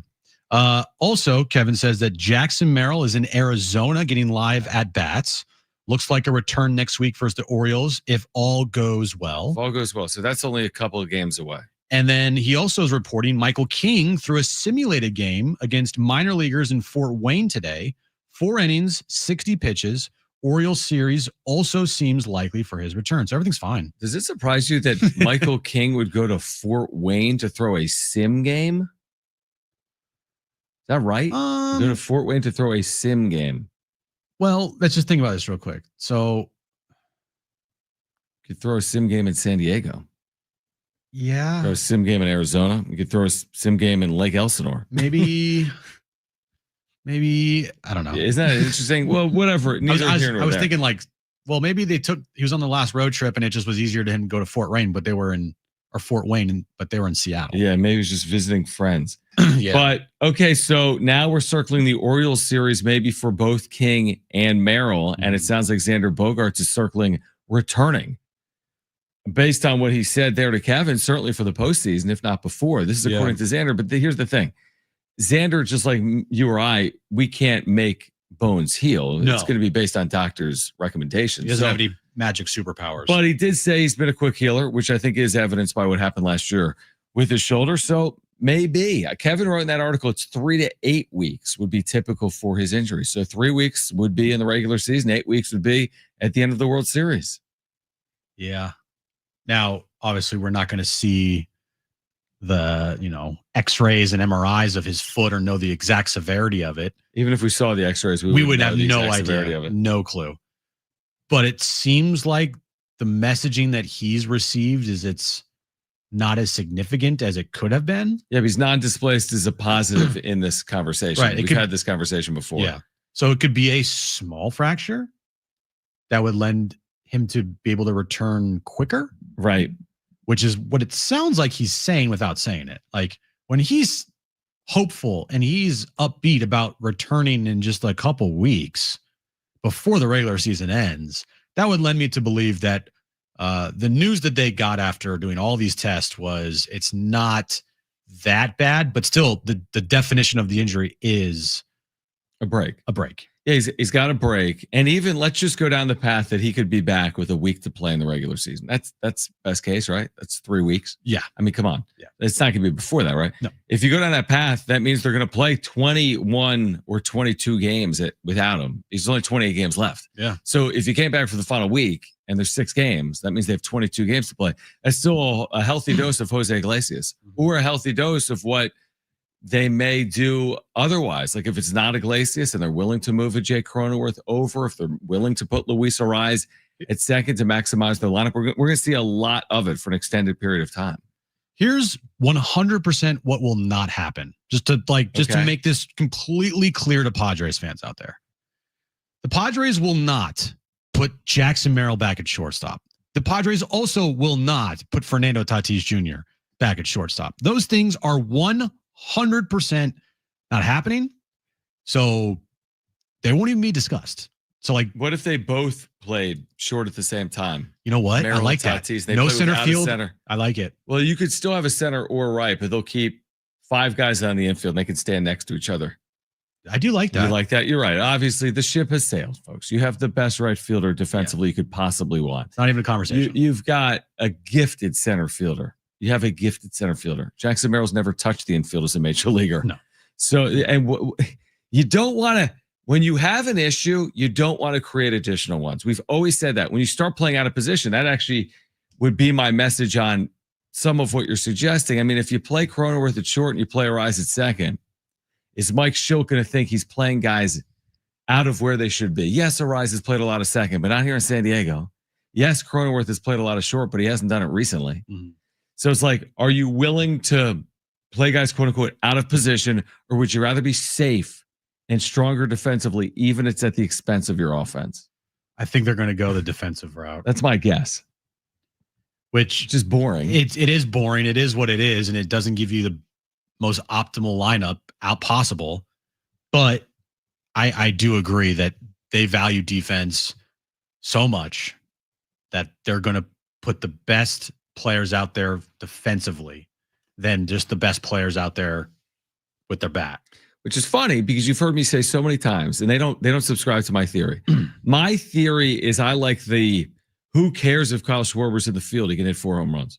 Like, I don't care if someone is a complete, like, what's the word I'd be, a complete disaster in the field. Like, I don't mind an extra error over the course of a 3-game series, because that's what you're basically talking about. I don't mind one additional unearned run when I can make up for it with like 14 plate appearances from a player in a series. But the Padres don't subscribe to that. They play at Petco Park. You don't hit as many home runs there. Their lineup doesn't have gifted home run hitters up and down it. Let's be honest. No one's hitting 30 home runs on their team this year. Yes, they have more power now with Laureano, O'Hearn, and Sheets playing, but we know how they want to win. And I know who Mike Schilt is as a manager. The Cardinal way, right? Like, he's thinking about fundamentals and margins as opposed to let's go hit 3 home runs every single night. I do think defense has to be valued somewhat. You can't have just a complete. But they value it enough. I mean, you got Tatis and Merrill and Machado defensively. So, like, point is, like, don't you kind of have enough where who cares if you give up a little? Cronenworth at short and Arise at second, you're not fielding the Moneyball A's. Right. I get it. You used to have, like, Cronenworth's a good defender. Mm-hmm. Arise is a below average defender, but he's not a complete disaster. Yeah. Well, we'll see what they do, but my guess is it's going to be a lot of Jose Iglesias. Probably. You're probably right. And it's not the most exciting thing. In fact, it's the most boring thing. And Jose Iglesias, he's got to pick it up because he's not been good with the bat all year. Defensively, though, like, he's great. We've seen it. It's good. He is probably one of their better defensive players on the team. Would you say that? I would say that. Absolutely. He's one of their better defensive players. Like, one could argue he's better defensively at third base than Manny Machado right now. Yeah, I mean, Manny's been down defensively. So at shortstop, you're probably going to get an upgrade there defensively. Problem is, the upgrade you get at shortstop defensively, you're getting a way worse downgrade offensively from the loss of Xander. That's exactly right. What do you guys think? What should they do with this lineup with Xander Bogaerts out for at least a few weeks? 877-767-4760 or text us 70470. Start it with the word team. We are just getting started, by the way. We're here until 6 p.m. Kevin AC will join us at 4. We'll catch up on the Twins' point of view with their radio voice. Cory Provis will join us coming up at 4:30. But Kevin AC at 4. We continue to react to this news. We'll hear from Mike Schilt pregame as well, as he will speak with the media. So we expect to hear from Mike Schilt coming up as well. Don't go anywhere. This is Jon and Jim, San Diego Sports 760, live on the iHeartRadio app.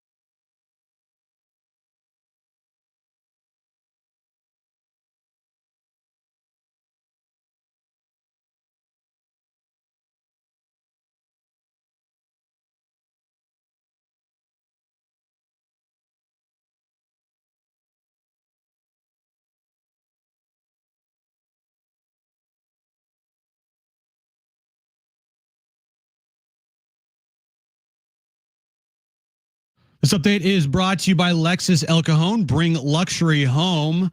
The big news with the Padres today, Xander Bogaerts has been placed on the IL with a left foot fracture. No timetable on his return. Padres start a 3-game series in Minnesota tonight against the Twins. 5:10 first pitch. Padres are 2 games back of the Dodgers in the National League West. Last night, the Aztecs picked up their first win of the year in their home opener against Stony Brook, winning 42-0. Next up, they'll travel to take on Washington State on the road next Saturday night, 7:15 kickoff time. And this Sunday night, SDFC takes on LAFC, 7:45 kickoff up in LA. 7:15 is when our pregame coverage starts right here on San Diego Sports 760. Experience true luxury from Lexus El Cajon, where you'll get a great deal during the Golden Opportunity Sales event on any Lexus in stock. See why they're ranked #1 for customer service. Visit LexusElCajon.com. Bring luxury home from Lexus El Cajon.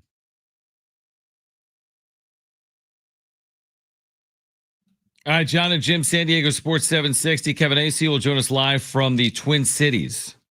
Can you name the Twin Cities? Ho, ho, ho, ho, ho! Can you name the Twin Cities, Jim Russell? Now that is a question. They wear a TC on their hat for the Twin Cities. Minneapolis? Well, yeah, is the Twins play there? That's one of them. Minnesota. Minnesota's the state. Yeah, I know. That's it. Minneapolis. And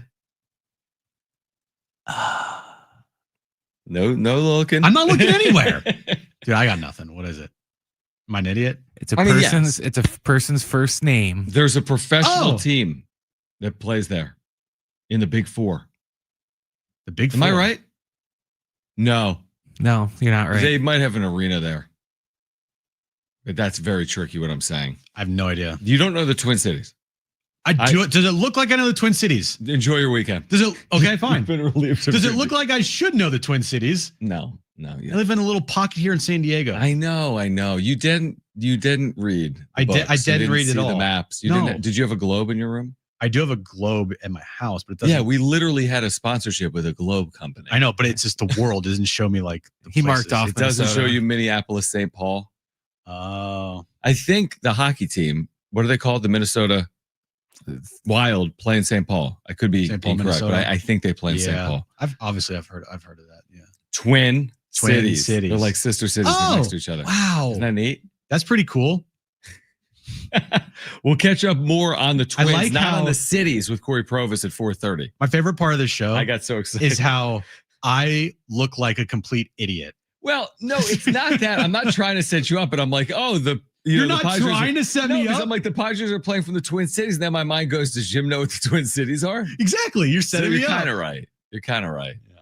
Before the Savannah Bananas, there was a St. Paul minor league baseball team that was known for like out of the box thinking, but that's since become basically. I'll never ever do anything involving like geography or maps. If later in your life, if you're not doing radio one day, I know that's hard to envision because we'll probably be doing this for 50 years, right? This is going to be like Howard Stern show.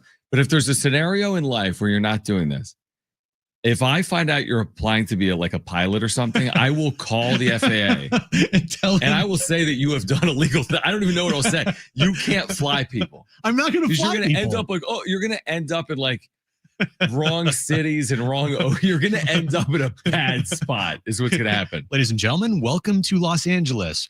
Why are we over the water? Yeah, no. There's certain things. There's more than one Albany. I also don't want you teaching children. What else don't you want me to do? Just in general. Just anything? No. You could talk sports if you want. Despite what our listeners say. You could talk sports. You're like, you cannot let this guy be around a working plane. No. Living kids. No, none of that. No. It can't happen. Exactly. Tonight, by the way, we'll talk to Kevin AC coming up at 4 p.m. Do you have thoughts on Nestor Cortez, Zebby Matthews? Tonight's pitching matchup. Cortez 2-2, 4.66. He's been fine. Zebby Matthews 3-4, 5.30. This is a Twins team, Jim, that we'll get into more with Cory Provis at 4:30. they traded away like their entire major league roster. They really did. They went like a dozen deep at the trade deadline. Name me another player on the roster other than Byron Buxton. Gabby Matthews, their starting pitcher tonight. Besides that, because you just read it. Did they trade Chris Paddock? Oh, that's a great call. Ooh, I think they did get rid of Chris Paddock. I feel like they did trade him. I'll give you another one. Are you looking at it? I don't even know what to say. Infielder Edouard Julian.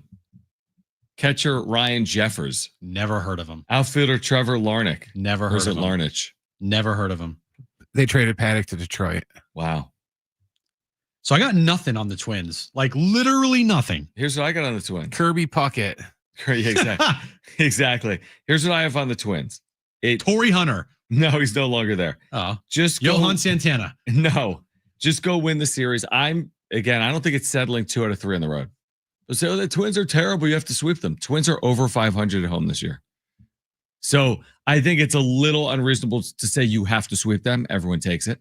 But I'll take 2 out of 3 right now, and I'll live to see the Orioles series. And you mentioned something the other day. I think it's 9 of 12 or 10 of 13 at home, beginning with the Orioles series. And another thing too, the Padres are not a good road team. So to expect them to just sweep bad teams on the road, that's going to be kind of tough. I would be curious to see how many teams they've swept on the road this year, if any. Right. You did that whole exercise. I mean, they've been really good against the bad teams. It wouldn't surprise me if they have a road sweep. Well, they did sweep the Giants recently, so that's on me. That counts. That does count. That was like last week. It was. Mm-hmm. But other than that sweep. Is that their road sweep of the year? I feel like they had another. Pittsburgh at the start of May. That was in the midst of their 6-game winning streak. So Toddy got like hit or whatever, and his arm like got all big. Yeah.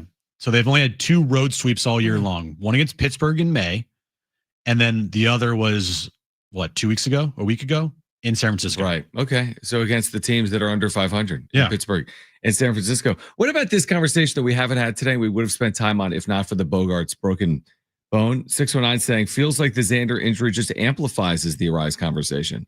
Can they afford to play Arise over Sheets or O'Hearn with another no-pop hitter in the lineup in Iglesias? Bet Schilt thinks they can.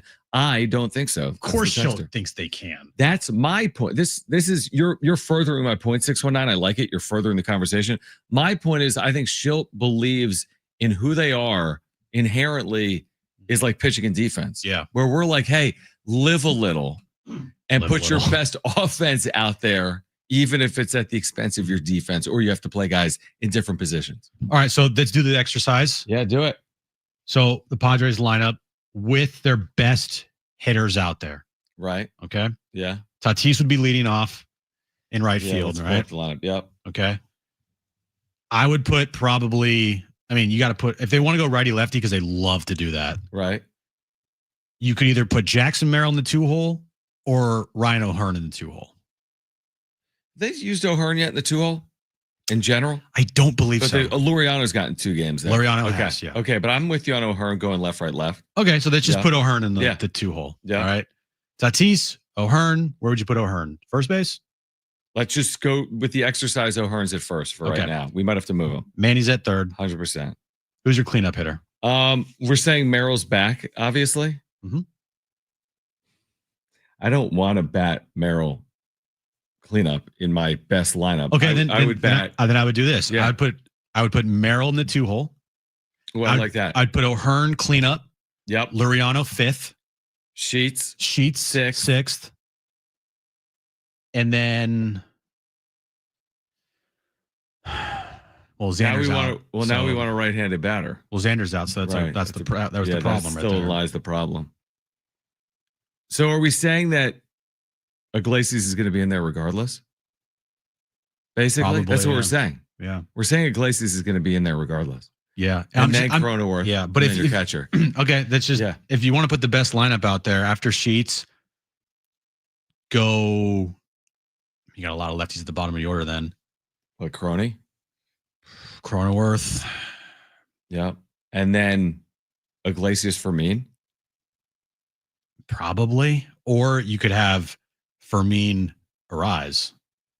Fermin Arise. So then Arise is hitting ninth. He's your second leadoff hitter. He's your second, hitting ninth. So you have two lefties back to back there with Cronenworth and Sheets, but you have the split up there and you have Arise in the 9 hole. Yeah, I'd probably prefer that.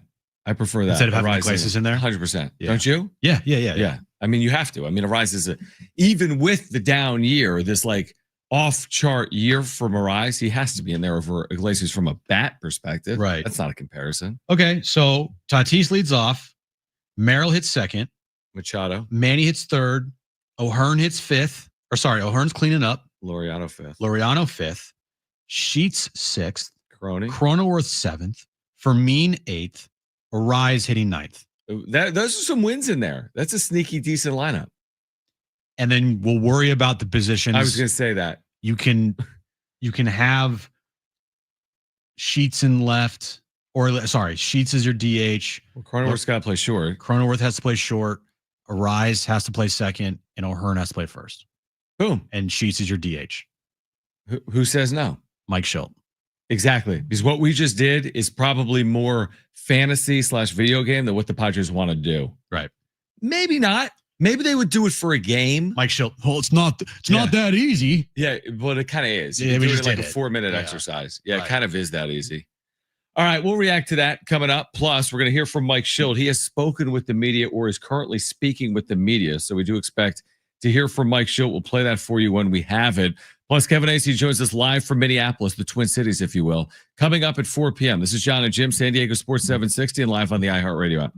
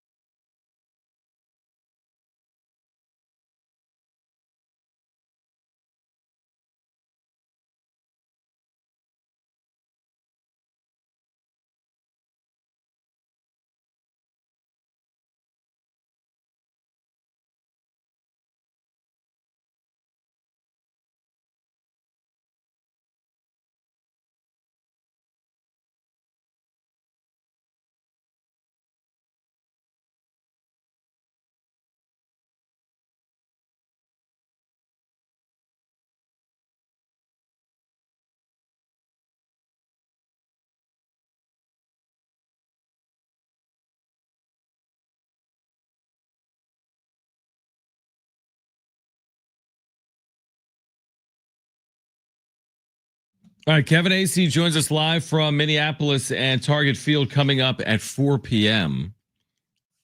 So Kevin on the show at 4. Cory Provis, radio voice of the Twins, will be back with us. He's been with us before. He'll join us. Coming up at 4:30, we're reacting to the news of the day. We found out an hour and 45 minutes ago that Xander Bogaerts was being placed on the IL with a broken foot. So fouled a ball off his foot in Seattle. This was Wednesday. Left the game and has now been placed on the IL. He has spoken with Kevin. He has said he's hopeful it's a couple of weeks. He's back by the end of the regular season, but there is nobody truly knows probably. And Padres will be without him, obviously, for this weekend at Target Field and moving forward for the next couple of weeks as well. This is a fluke injury. Ball definitely off the bat, hit your foot, break your foot. It's a fluke injury. Mm-hmm. But, I mean, Xander's been pretty snake bit here in his career with the Padres. Yeah, like a defensive shoulder injury. Shoulder injury, wrist injury in his first year right. that he had to get a cortisone shot for. This year, the foot. I mean, it just goes back to like this team can't catch a break with this guy. Yeah, I was going to say it goes back to like you were supposed to get his good years his first 3 years. And now you're not. And now you're heading to year 4 and he's coming off another injury. And I'm not worried about the injury healing and his long-term health. What I'm just concerned is like every year there's been something. Yep. And not only has it been something, it's like either zapped his power or took him out for a long period of time or took him out in a crucial stretch of the season. Yeah, you're right. You know, it just goes back to, man, they signed this guy to be an everyday player, hit in the middle of their lineup, driving a bunch of runs, hit around 285, 300. And, you know, it's just not it, man. It's just, this guy can't stay healthy. He can't produce a consistent level for this team. He's had some really good moments, but on the flip side, he's had more bad moments than good moments. Yeah, and I hate to do it. It's not we're not piling on Xander, really not. We've credited him for his last 2 months because he has played better. And he's had a nice 60-game stretch, and that's why it's going to hurt. But we've said it repeatedly. It doesn't need to be repeated, and you hate to, kick someone when they're down. The Boston numbers compared to the San Diego numbers aren't comparable, unfortunately. They signed the Boston player, but they're never going to get that production. So now it's like, how do you construct a roster knowing that you have that contract that's weighing on you? I mean, they've constructed rosters around him, so to speak. They've fielded good teams, 2024 and 2025. What does it mean for them moving forward? I don't know. I like what you said earlier about like, hey, here's a guy that's won at a high level. He's got the multiple rings. What value does he have in that clubhouse? And from a leadership perspective, if you can get him healthy for the postseason, can he put together a couple of weeks? We've seen it before. But yeah, unfortunately, the contract's the contract, obviously. At this point, they got to deal with it. He's going to end the year with a 717 OPS. Right. If he doesn't return in the regular season, that's what it is. Last year, he ended the year with a 688 OPS. So he's been better. Yeah, he's been better. Yeah. But, the production, 10 homers, 49 RBIs. Blah. Yeah. Right. He did hit 29 doubles this year. It's pretty good. He said 17 when I looked at that stretch. In his last 59 games, he had 17. Yeah, so the power was definitely coming back as far as double power goes. And even, honestly, the home runs, he had 0 the first 2 months. And he's had 10 since. He's going to finish probably with 10. Yeah, he has 10 this year. If he doesn't return the regular season. But, just look at his numbers from 2014 on. It's like 144 games, 156, 157, 155, right? 144, 150. Yeah. Now, last 2 years is 111, 131. Right. That's a great point. He was on pace to play close to 150 games this year. There were 28 left. Yeah. Oh, you're right. Yeah, absolutely. But I mean, it is what it is. Your best ability is your availability. Mm-hmm. And just like Jackson Merrill's season, I know it's probably defined as a snake-bitten year from the injuries. You could say the same thing about Xander now with his broken foot, but it is what it is, man. And we are saying the same thing about Jackson's season, is that it's a down year compared to a season last year. Saying the same thing about Xander. His last 2 seasons has been really bad for the Padres. I don't know if I would characterize this one, and I'm not going to argue with you on it because I'm sure there's people that agree. It's unfortunate. My mind doesn't tell me that Xander's had a really, I don't know what the words you exactly just used, really bad. My mind doesn't say Xander's had a really bad year, but I respect it if that's how people feel. In watching him, it doesn't scream really bad year to me. I guess what I'm doing is I'm comparing Xander to Boston, to and it's very hard for me, and I think it's hard for a lot of people too. And we had Will Fleming on, and he said, like, you just got to take the contract out. Exactly. If I do that, I'm like, I watch him. He's been on base a good amount. But I can't do I get it. You know, I can try. I can try, but at the end of the day, my mind always goes back to that contract, and I'm looking for a certain production level from Xander. And you're not getting it. And this team isn't getting it. Yeah, I agree with that. I do. All right, let's go to the phones here real quick because Kevin Acey is going to join us at 4 p.m. 877-767-4760. Dave back with us on Jon and Jim. Dave, thanks for calling in. Yeah, thanks, guys. Just wanted to provide maybe alternative thought on this Schilt preference on his lineup. You know, that Schilt strategy where you're basically playing one run, 1,000 paper cuts, etc., works great if your starting pitching is not giving up 1, 2, 3, 4, 5 runs in the first few innings per game. You've got such an inconsistent group of starters outside of Pivetta. You don't know what you're going to get from night to night. And I'm still waiting for if you, Darvish, and Nestor Cortez, for example, if they continue to move into the month of September, at some point they're going to go through dead arm syndrome because they have not had the benefit of the entire spring training, which that's what spring training is, in the 6-7 weeks that you get is to go through that whole thing. You're now having these often injured pitchers, and the same thing with Mike King is potentially going to go through if he ever comes back. So this is where this whole season hangs in the balance, and I certainly would favor a lineup that gives you the most offensive firepower as possible because, for God's sake, you traded for this. And so you traded for this moment where you have, for once, they've got some roster depth and flexibility that they can work with here. That's so a fair why not point. Go with that strength? Yeah, right? that's a fair point, Dave. We appreciate you calling. I mean, yeah, leaning into what AJ did at the deadline, which was offensive upgrades. So why would you lean into your defense at a time of need? Seems like that's who Mike Schilt has been, though. I mean, it really does. Even post trade deadline, he was hesitant to play Ryan O'Hearn often, specifically against left-handed pitching. Now he eventually forced his way through. Yeah, I mean, it's a fair point. Like, why not lean into your offense when it feels like you need your offense the most? Yeah. Stay tuned. And we were potentially about to get to a point where they might have, I don't know if it was going to happen because I think Mike Schult's too stubborn to do this.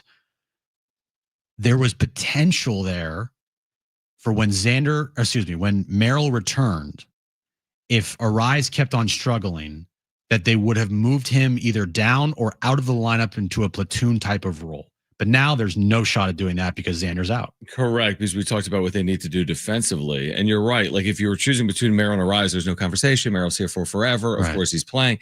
Because that was the conversation. It was between Merrill and Arise. And Merrill hasn't hit left-handed pitching, but Luis Arise hasn't hit left-handed pitching. You know, the truth here is because of their situation and because of Schultz's relationship anyway with Arise, they just need Arise to hit.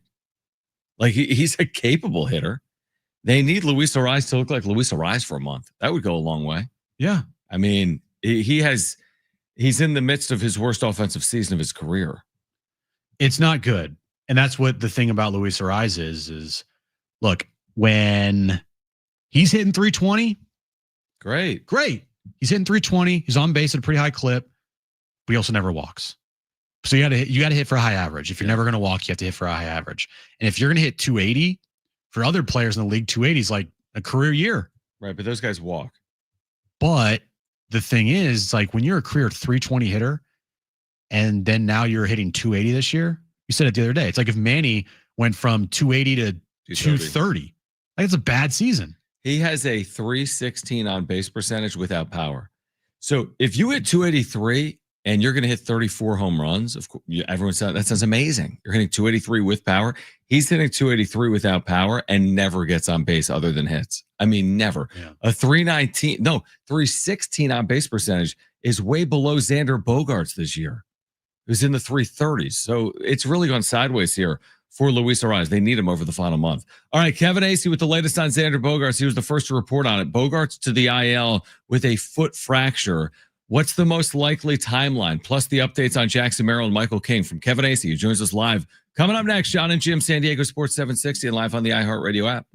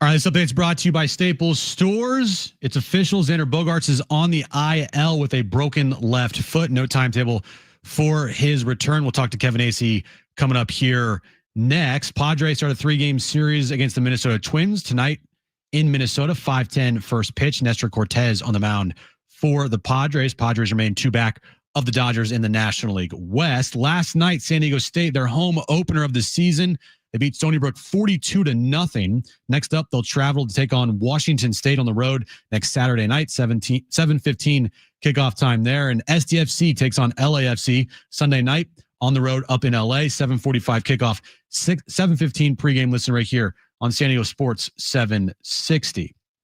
Staples has school supplies as low as 25 cents. Your back to school budget saved by the easy button. The easy button. What do you think I was going to say? Love me some Staples. That was easy.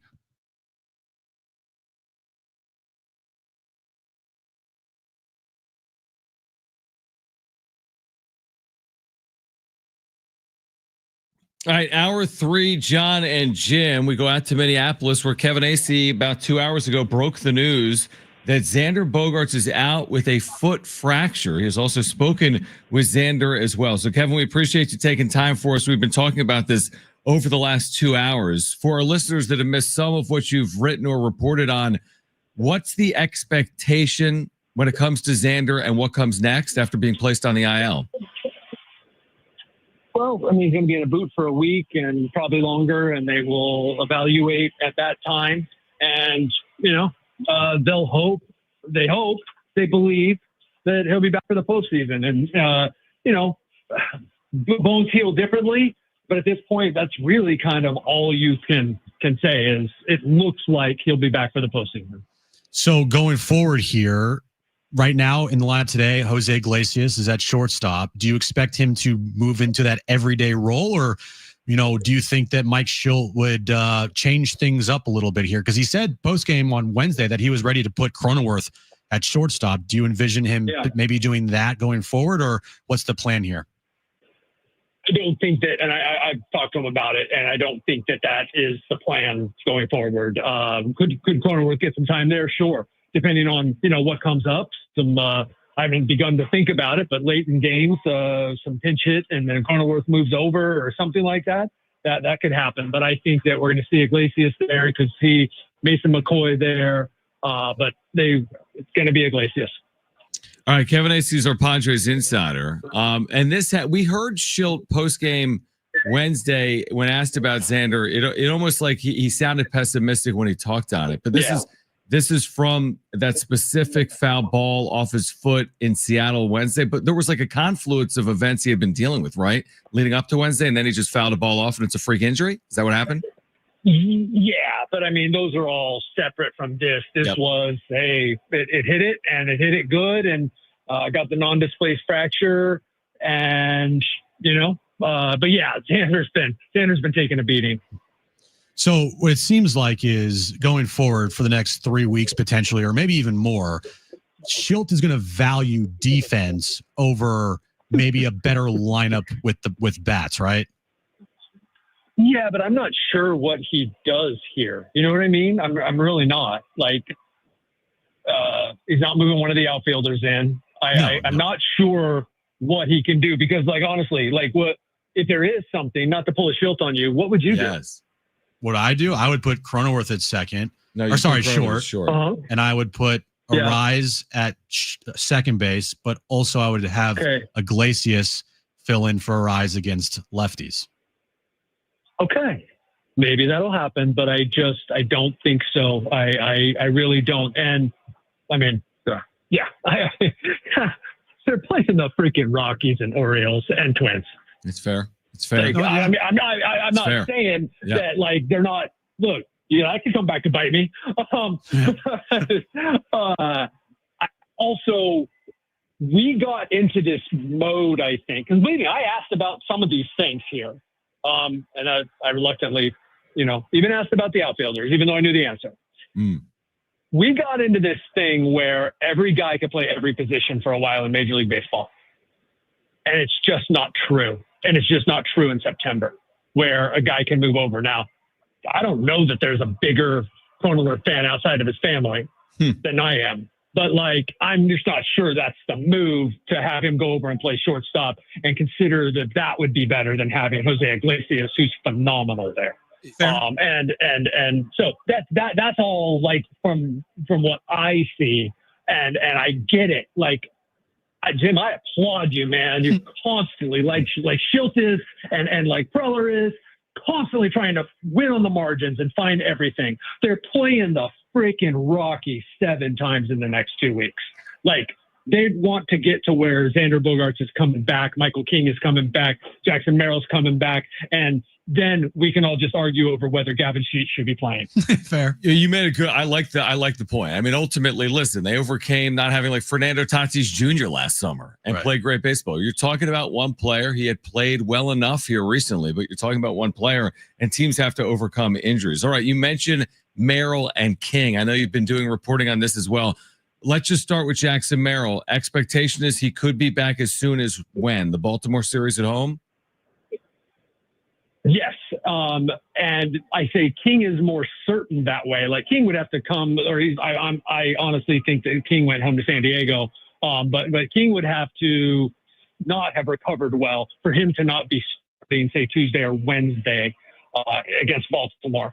Jackson needs to keep going well, needs to be able to get some outfield work done by Sunday. And it looks like that's what's going to happen. But, he's got to clear those hurdles. Whereas they believe that Michael King came out of today really well, and that it's looking like he's going to start against the Orioles. And you talked to Xander just moments ago. See, from reading the quotes, it seems like his spirits are up. But what vibe did you get from talking to Xander? Xander's got kind of an Aruba vibe anyway, except last year he was really bummed in Cincinnati because that was, as he kind of alluded to today, that was a big blow to be. At the time he thought he was going to be out 2 months. He basically was. It was like 1 3/4. But he's a pretty mellow dude. But you're right. He seemed pretty okay with this, as in terms of you get told you have a fractured foot, and then you're told, oh, it could be 3 weeks. Okay, great. Now, again, that's why I hemmed and hawed at the beginning. Like, we don't know. Fracture, is it 6 weeks? And then Jose Iglesias or Jay Cronenworth is starting to shortstop for game 1 of the wild card series. Yes, I said it. Wild card series. Well, that's kind of. By the way, like Xander, Jose Iglesias is like arguably the most clutch hitter on this team this year. I'm not trying to overplay the guy. And Xander's been hitting like 150 for the last week and a half or two, too. So, I just don't know that this is, again, I don't need to say it again. But with who they're playing, I'm not sure this is like a huge blow right now. Well, it's interesting you say it, because I was going to ask you, like, what do you value more, seeding or health? Would you take the 5? Would you take the 5? Would you take the 5 if King looks like Michael King, or would you pass up the 2 if you didn't have King looking like King and Xander's out until the NLCS? Like, what's of more value to win a World Series, your seeding or your health? Well, I think the health for sure. I don't know why you have to sacrifice one. True. But I'm tracking with you. It's a little bit but yeah, the seeding is gigantic. I think you guys have been all over that, and I couldn't really agree more. That's not to say, I think we talked about that. That's not to say that it's over if they don't get the 4 seed or the 2 seed or whatever. But health for sure. Yeah, I think we would agree. Like, the health of this team is probably the number one story right now, even though they're trying to win a division title and get the best seed they possibly can. It's really interesting though too, and I know you guys didn't ask this. You probably were about to tell me we only have a minute, but I'm very worried about this starting rotation, right? Like, just when I say very worried, I have no stake, but if I'm the observer of this team, I'm very worried about it. And then I think to myself, these are such different games than when they get in the postseason. If you can get 4 innings out of Dylan Cease, which isn't a guarantee, or you can get 4 innings out of Yu Darvish, you're fine, maybe, right? As long as you're scoring some runs. So my point is, maybe I should be more worried about the offense than I am about the starting pitching. It's a very interesting time to be a Padres observer or Padres fan. I think to that point, Kevin, going to the season, starting pitching is so critically important. When you get to a postseason series, you're right. If you get 4 good innings out of somebody and you have the lead with this bullpen, more often than not, you're probably going to deploy your bullpen. But in a regular season, you need guys to eat up innings. So for the final month of the season, Yeah, I would argue, and I would agree with you. Like the starting pitching is a concern in the regular season, but if they get to the postseason, King's healthy, Cease, Darvish, Pivetta. Timeout. Let's have a timeout because you're trailing 4-0 every game. You know, like you can't get 4 innings out of someone but be down 4-0. That happened on 4 consecutive games. But also the past weekend against the Dodgers, they pitched incredible from their starting pitching. Fair, but this is also the home road conversation where they've been better at home. Yeah. You know, and that goes back to the seeding. I watched Nestor Cortez have 3 home runs again, he's not going to be pitching. I watched Nestor Cortez carve up the Dodgers. Yeah. What were we talking about? That's a great. Those are good counterpoints, and absolutely, we'd all feel much better if we knew that Dylan Cease's problem. If we could, people obviously rightly so. Why do I keep talking like Mike Schultz? But the 5th inning is a big trouble spot for him. Well, I can point to plenty of starts where the 1st and the 2nd have been a problem too. So you're right, John. Like there's no guarantee there. But I just as I was really getting worked up about the starting pitching, I thought to myself, calm down now. Like the playoffs, a different animal. Here's what I'm worked up about, real quick, guys. Here's what I'm worked up about. It's the Jim stat of the century. He mentioned Wednesday. What I do? They can't beat good teams on the road. So like now I'm talking to myself in circles. I'm almost taking the seeding as more important than Xander is overcomable. We've seen them have injuries before, but they're 1-9 in series against good playoff teams on the road. How are you going to go win a World Series as a non-home field advantage or playing series on the road? Like that just to me seems like such a ridiculous obstacle. Sure, lightning in a bottle, things happen. It's sports, balls go through legs, but how realistic is it if they're not good against good teams on the road to go out and do that when it matters? Well, but unless you're going to say they're going to go undefeated at home, then they got to win on the road anyway, at least, once. Right.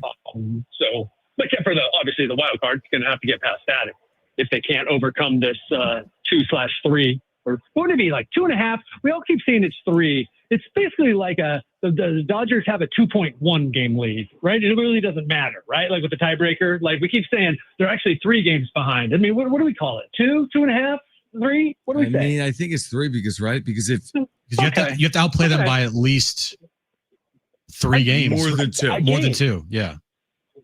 More than 2. That's what I'm saying.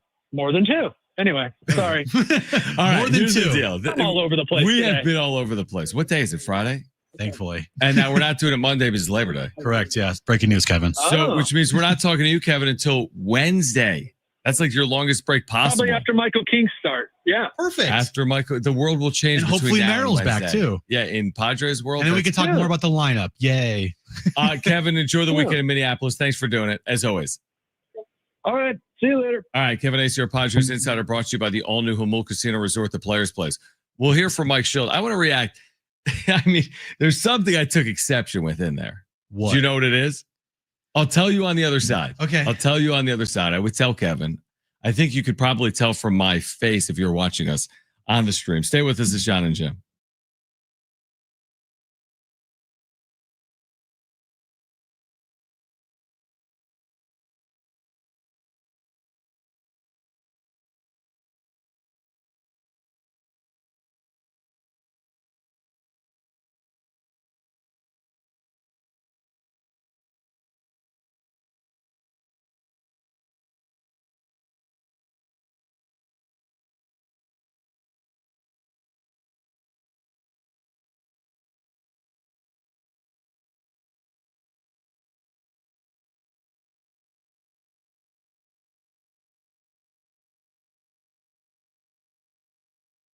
All right, hey guys, it is Jon and Jim again for the all-new Jamul Casino Resort, the Players Place, and we've been telling you about their brand new hotel and spa at Jamul Casino Resort. It is now open. It's the next level of luxury. It's arrived. Treat yourself to a stunning new stay. They've got rooftop relaxation, indulgent spa treatments, and all the thrills of Jamul Casino Resort, now all in one unforgettable destination. And now open is a Jamul 23 with endless dining. Every day you can savor San Diego's ultimate endless dining experience at the all-new Jamul 23. From their world-famous lobster brunch served every morning to their VIP endless dining experience each evening, indulge in chef-curated specialties like seafood, prime cuts, and decadent desserts, all with stunning panoramic views. Sports fans, catch all the action at Tony Gwynn Sports Pub It's the ultimate sports showdown. They've got great food. You can catch the Padres live. It's a Tony Gwynn Sports Pub where fandom meets fantastic at the all-new Jamul Casino Resort, the Players Place.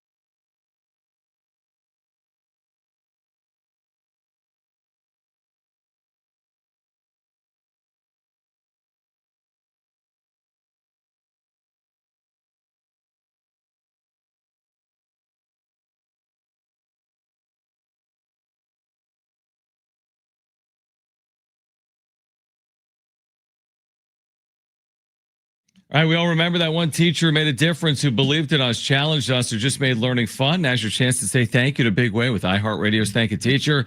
Powered by Donors Choose, nominate an outstanding public school teacher who's gone above and beyond for their students to win $5,000 to stock their classroom with whatever they need. Today's teacher of the day, I love this name, Alaska English, who teaches at Clay Elementary, and people told us, not only did she help my daughter, but she helped me greatly as well. There needs to be more teachers like Mrs. English. Congrats, Alaska. You're in the running to win $5,000 for your classroom. Nominate your favorite teacher now at iHeartRadio.com/teachers. Is that not a great name, Alaska English? She's an English teacher, right? She's an elementary school teacher. But okay. In elementary school, there's not really subjects. Did you go to teach everything? I know. You do the social studies. You get my point.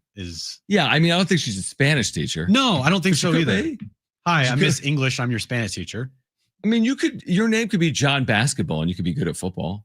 It'd be weird. I feel like you'd be pointed in the basketball track. Basketball throws for a touchdown. That'd be so weird. It'd be like the old boxing thing. It's Kid Cincinnati from Cleveland. There we go. Yeah, exactly. Do you want to hear from Mike Schild? Oh, of course I do. All right. So he has spoken with the media. By the way, Cory Provis, the radio voice of the Twins, will join us in 10 minutes. So let's hear from Mike Schild. This was just a few moments ago with the media. It starts with an update on Xander Bogaerts. Yeah, I mean, not great news. We were a little leery.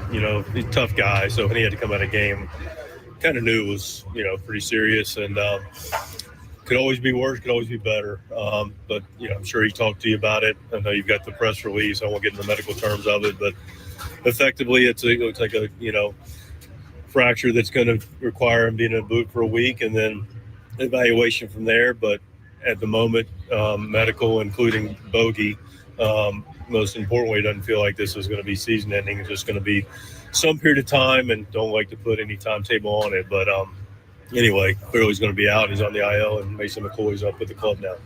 So you got Jose starting tonight. I think we're in the lineup short. He is. Yeah. With Xander, the psychology for you guys, because he's found his swing a bit, certainly, and what he provides for you all the way around, and he's had a couple injuries over the last few years.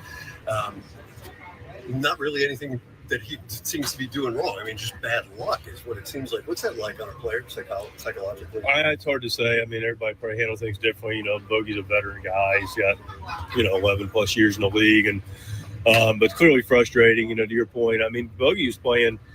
He got off to a slower start. So sometimes you get off a slower start, people have this assumption like, hey, this guy's not having a good year. This guy's having a good year, man. I don't know what the date would have been like, but I mentioned him swinging the bat. He's swinging the bat really well, and he was playing a really, really good shortstop. They're doing a lot of things on the bases, 20 for 22 stolen bases, catalyst on the club. And,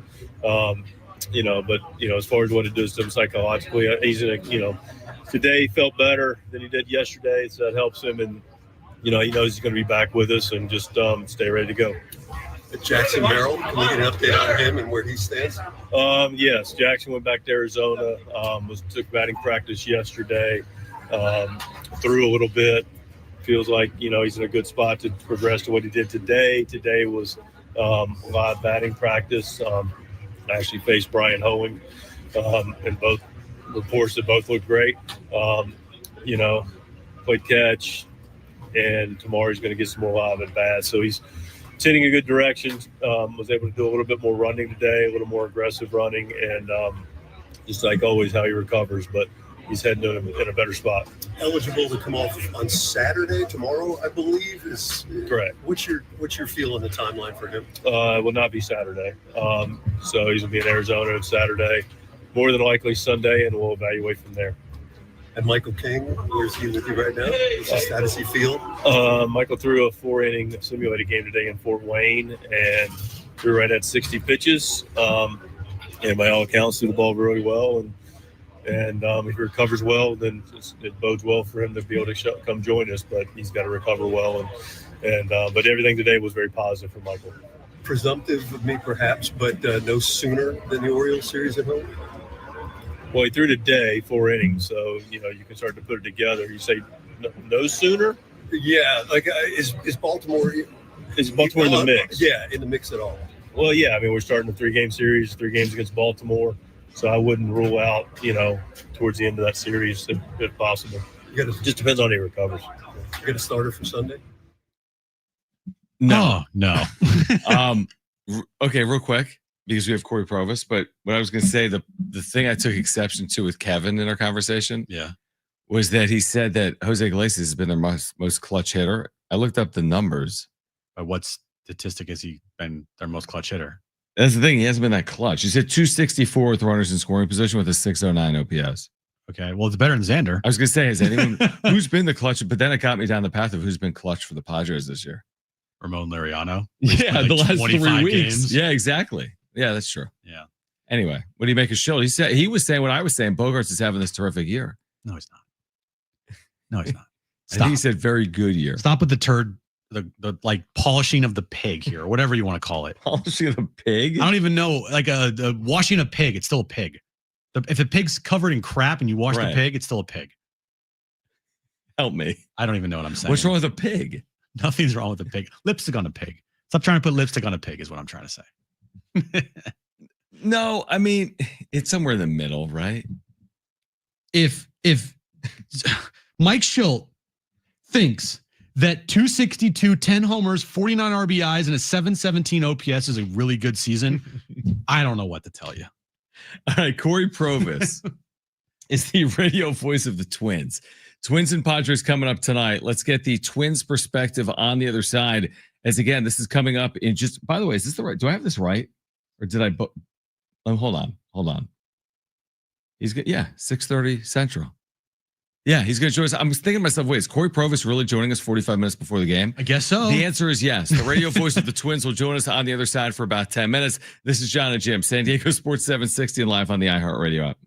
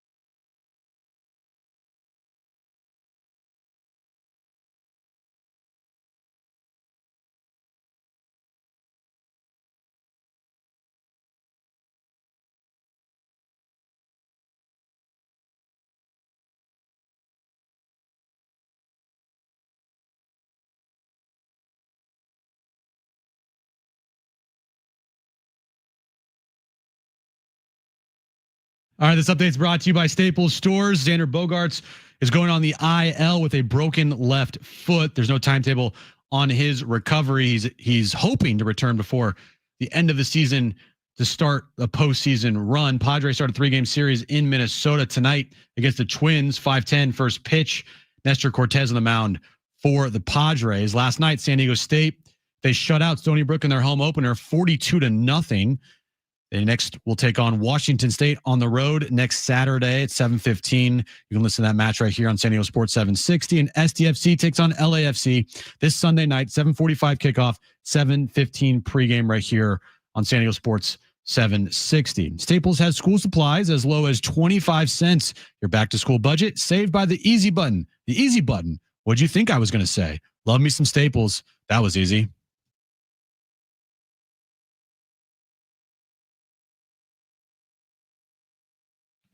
All right, Jon and Jim, San Diego Sports 760. We're going to connect momentarily, we believe, with Cory Provis, who will be on the call tonight for Twins Padres. I'm looking at Brent. Is he not picking up? Oh, he's calling you right now. Oh. Maybe. Potentially. Yeah, he's calling. Okay. So we'll talk. I mean, think about the Twins at the deadline. 7 trades. You thought AJ Preller was active? Right? Yeah. I mean, they made more trades than the Padres did, which is incredible. So let's catch up for a handful of minutes because I know the Twins and Padres are getting underway in about 40 minutes. Great to connect with Cory Provis in Minnesota, Twins broadcaster. Padres Twins coming up tonight in about 45 minutes. So, Cory, we appreciate you taking time for us here in San Diego. We were just saying kind of off the cuff, like we thought locally AJ Preller made a lot of moves. How has the reaction from Twins fans been to what transpired in Minneapolis just a couple of weeks ago? I mean, this roster has had wholesale changes. What's the reaction and how has it played out over the last few weeks? I mean, the reaction was stunning, and I think a lot of head scratching and why, and some of it we saw coming, but then to the extent that it did, nobody saw it that high. I didn't see 40% of the roster getting traded on deadline day, and that's what it turned out to be. I mean, they traded their top 5 bullpen guys. Some of those guys were on expiring deals, but many of them were under team control for years to come. So it was surprising. I mean, I think there was going to be some action, but to the level that it was, nobody saw that coming. And fans are pretty upset. And you know, this is a football market. This is a Vikings town. That surprised me when I moved here before the 2012 season. But you know, now with how the team is playing, and you know, despite the weather being gorgeous and this being the most beautiful time of year here, when you get to August into September, if the team is relevant, if the team is good, the fans are going to come out. But I think we'll have decent crowds this weekend with a good San Diego team in town. But then beyond that, yeah, it's going to be pretty quiet here all of September. You know, while the Twins' chances of making the postseason's basically zero here, I mean, they've been a pretty good home team, 33-31 at home. It's the road issues for the Twins right now, but at home, they've been a pretty good team. What's it been about their play at home to put them at where they are right now, 33-31 at home? You know, it's hard to look at those numbers anymore because the team is so different. Yeah. It's hard to look at like, okay, well, this is how they're doing here and this is how they're doing there. I mean, the issue for the Twins is going to be the unknown. It happened on Wednesday in Toronto. If they're in a tight game and it's the 7th inning, 6th, 7th, 8th inning, they don't have the same guys. They don't have, again, their top 5 bullpen guys are now performing elsewhere. And so a little bit is up in the air, and it's not the same guys all the time. The 2 high leverage arms that they like are Cole Sands and Justin Topa, throwing better here this month, and lefty Cody Funderburk is throwing the ball well here lately. But it's just, you can't have those guys every single night. And if those guys are needed tonight, and if they're needed in multiple innings tonight, then that shuts them down for tomorrow, if not for Sunday. And then it's like, well, who are they going to now? And that's what's been happening here. They've also been knocked out of games early, where the Twins have had some lopsided, you know, game score. I'm talking about 2nd, 3rd inning, they're down by 5 or 6 runs, and the competitive aspect has mostly been decided. That's also popped up here a lot. So again, it's hard to, you know, look at those home numbers and even road numbers because just the team in terms of personnel is nowhere near what it was, you know, even a month ago. Cory Provis with us right now. He calls games for the Twins. So it's one thing to make moves like this. What's like the vision? I mean, how can you make moves like this and be competitive? Forget 2026. I mean, you got to be thinking 2026, 2027. Like they get salary relief, obviously, with the Correa deal. But I mean, what's the vision? What's the sale here moving forward? Well, remember that this division, you don't need to win 95 games to win this division. And especially if the Tigers don't keep Tarek Skubal, and he's a free agent at the end of next season. So he's going into a free agent year in Skubal. If Skubal departs, if he wants, money that no pitcher's ever seen, and he makes a strong case for it, but the Tigers are like, we can't do it, then that changes everything. I mean, the Tigers are the team to beat. They're an awesome team. They're going to win this division. That's not a secret. But if Skubal leaves, or if Skubal gets injured, which I don't want, nobody wants, you want the Stars to play, you don't have to win 98 games. It may be 90 games. It may be 88 wins, to win this division. And I think that is something to keep in mind about what this team looks like. They have a good farm system. Baseball America, all these magazines, they like what the Twins have received for the most part. But will these guys be able to take their accolades and all their honors that they're garnering in the minor leagues? And will that translate into productive everyday players at the big leagues? The jury is still out on many first-round picks, and the Twins are going to throw a lot of first-round picks at the Padres here this weekend. Some are established. Some are trying to find their footing. In terms of what the vision is, you see some of it. I mean, Joe Ryan is under team control for a couple of more years. Pablo Lopez, he's going to be back here in the next week or so, barring one more, setback with his third rehab start. So there's a foundation there. You have Pablo, you have Joe Ryan, and then you have Royce, and you have, Byron Buxton, and you have, Brooks Lee, and the emerging Luke Keyshaw, the rookie sensation at second. There are pieces here. There's no doubt there is some talent, but the division that they play in certainly helps. What can you tell us about the starter of tonight for the Twins and Zebby Matthews?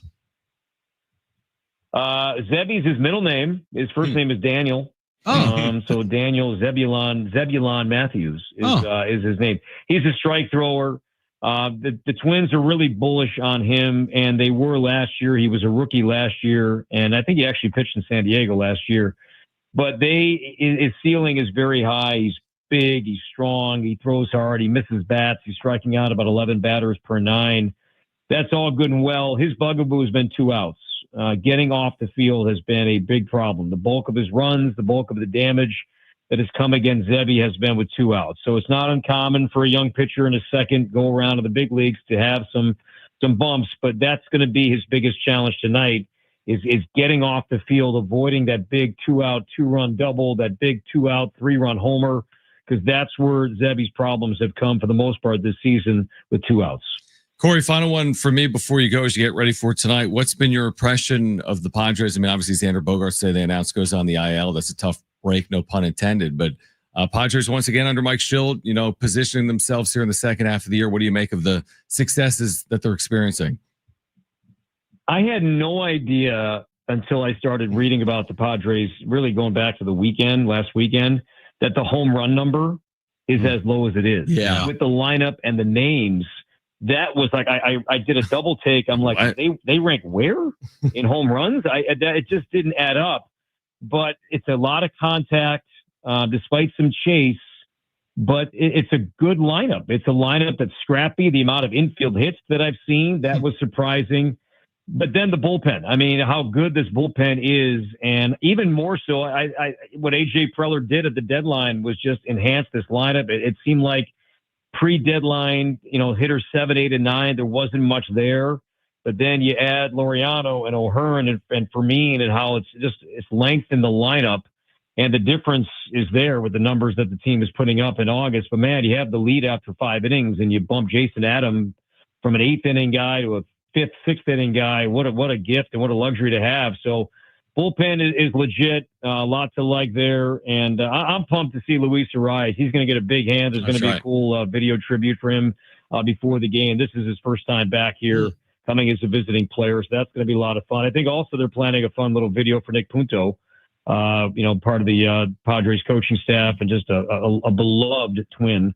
around here all those great years playing for Gardy. So, but yeah, San Diego, good team. And this is such a fun matchup.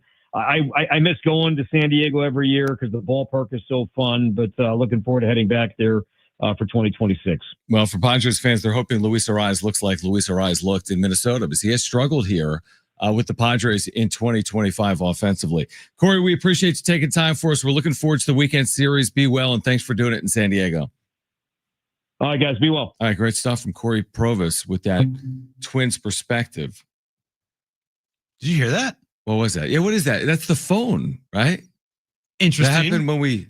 If I don't turn them down right away and they hang up before I turn them down, that's a noise it makes. That's a good feature. I like that You're feature. not getting that everywhere. No. You're not getting that everywhere. No. Okay?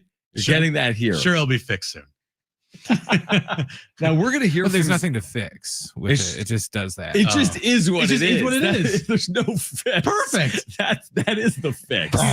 See, I know that Kevin always hangs up right away. So Right. most of the time I'll pot him down because I know he hangs up before you can say Gotcha. goodbye. We haven't had Cory on enough that Yeah, he's only back I know a if he's couple going to, bye, thanks, Cory, or if he's just going to hang up right away. And he hung up right away. So do we have audio from Xander Bogaerts speaking with Kevin or the media?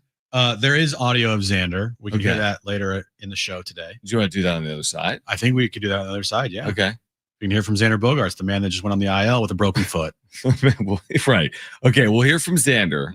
And we've got a lot to get to. If you missed our conversations earlier today, we had Cynthia Freeland from the NFL Network. We had J.R. Tovar. We haven't even really discussed San Diego State's win last night at the extent we were planning to because of the Xander Bogaerts injury. So we'll do that in the 5 o'clock hour. We'll hear from Xander on the other side. Don't go anywhere. This is Jon and Jim, San Diego Sports 760, and live on the iHeartRadio app.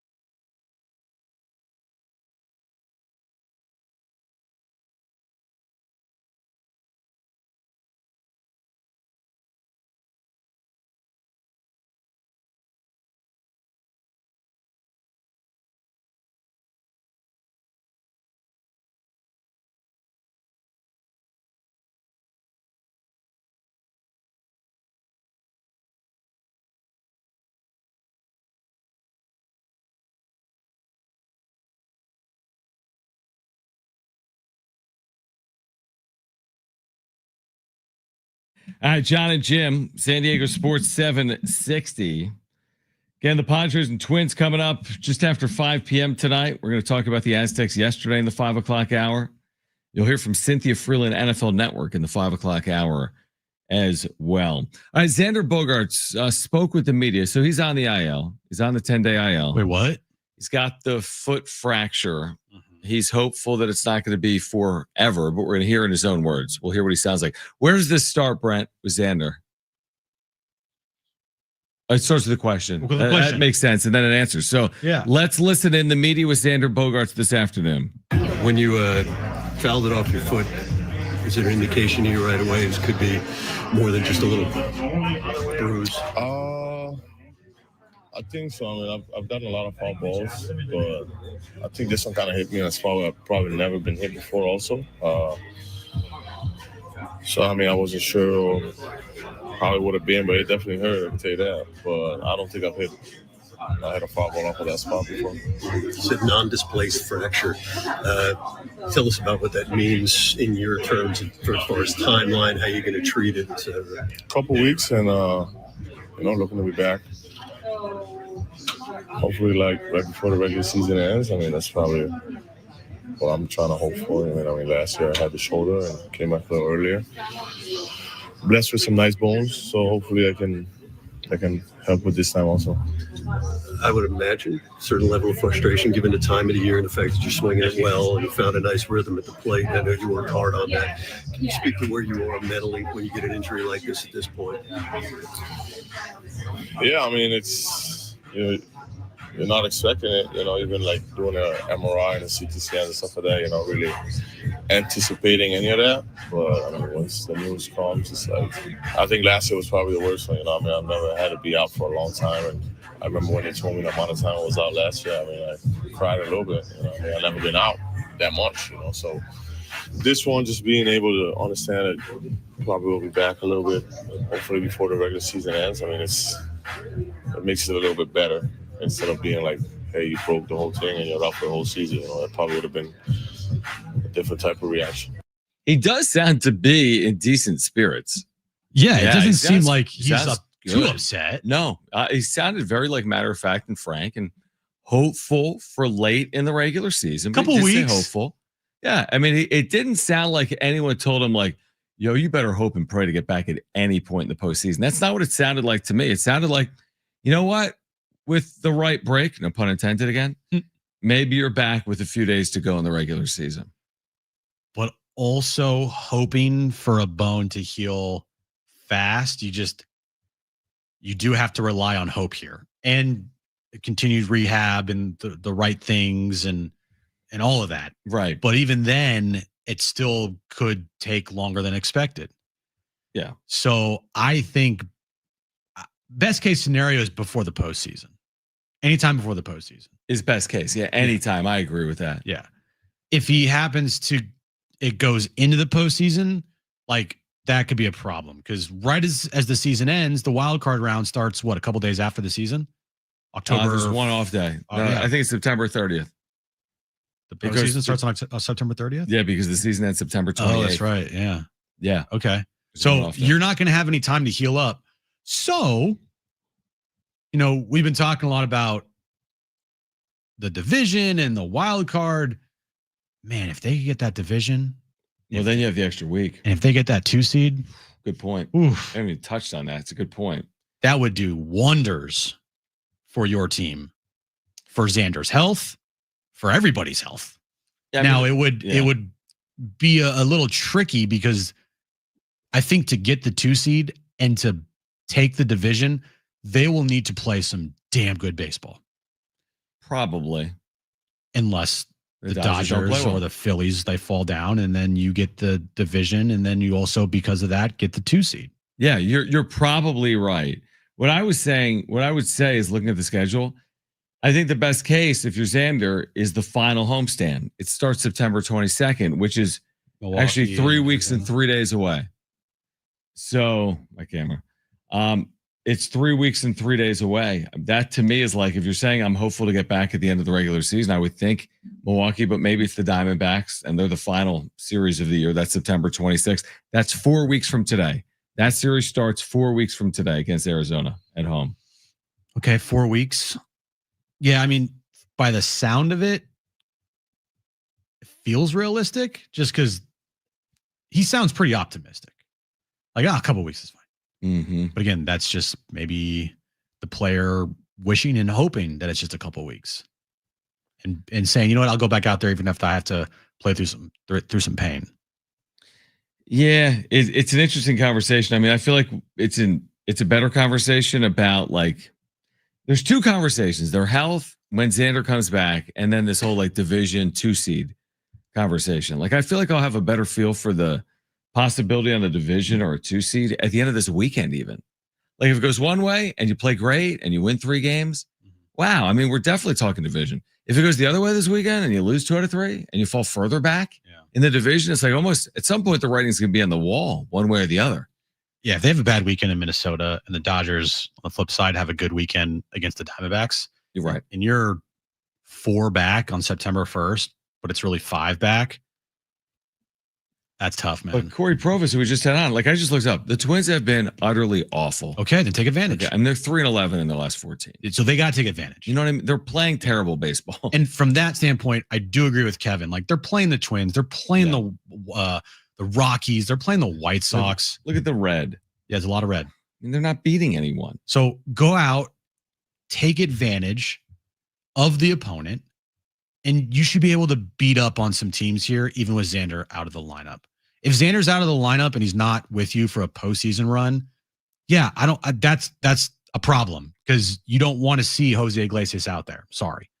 But if you're going to say, pick a time to have Xander miss, it's either now or the postseason, pick now because right now you're playing competition that you're better than even with Xander on the IL. And by better, I mean they're better by a lot. It seems like it's a pretty fortunate, again, the no pun intended break.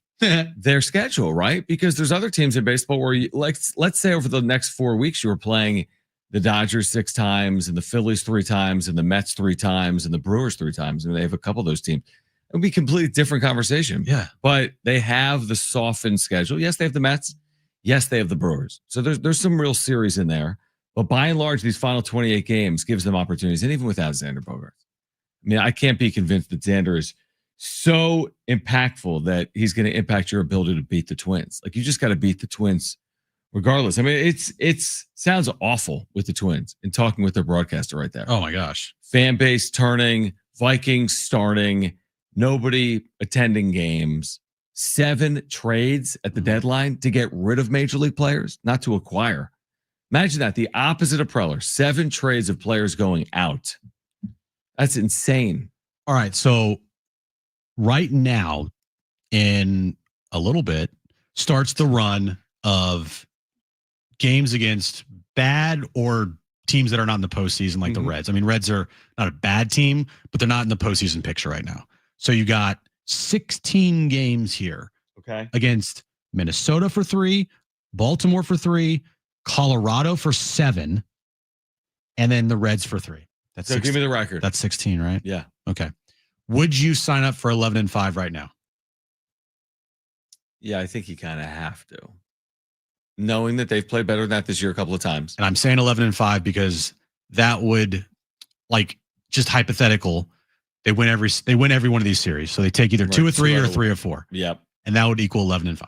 I mean, I think you have to. There's no guarantee that you have overtaken the division at that point because the Dodgers have the soft schedule coming up. Let's say they went 10-6 in those 16 games. You'd still be actually on the outside looking in. Here's the point is if you go 11-5 and the Dodgers go 12-4, you lose ground. Yeah, you lose ground there. And now you're 3 back with 2 weeks to play. 12 games, actually. Yeah. Yeah, you're right. And you don't hold the tiebreaker. Well, you're proving my point. I'm like, they need another 14-3 stretch. Yeah, they need to sweep some of these teams. Yeah, they do. They're going to need a 13-3. 11-5, it's a great stretch. But it might not be enough. You're going to need to hope the Dodgers don't play that good over the next 16 games. Like, the Dodgers go 11-5 along with you going 11-5. You're still 2 back, really 3 back with 12 to play. That's exactly right. So you're going to need to gain some ground here over the next 16 games by sweeping probably 1 or 2 of these series here. I agree. On the other side, we're getting you ready for a series to begin in Minneapolis. Game 1 will get underway in about 15 or 20 minutes. So we'll get you ready on the other side. We'll react to San Diego State's shutout win over Stony Brook last night at Snapdragon Stadium. We'll hear from Cynthia Freeland coming up at 5:30. We have Jim's back page as well. Don't go anywhere. This is Jon and Jim, San Diego Sports 760, and live on the iHeartRadio app. We're not going to replay JR.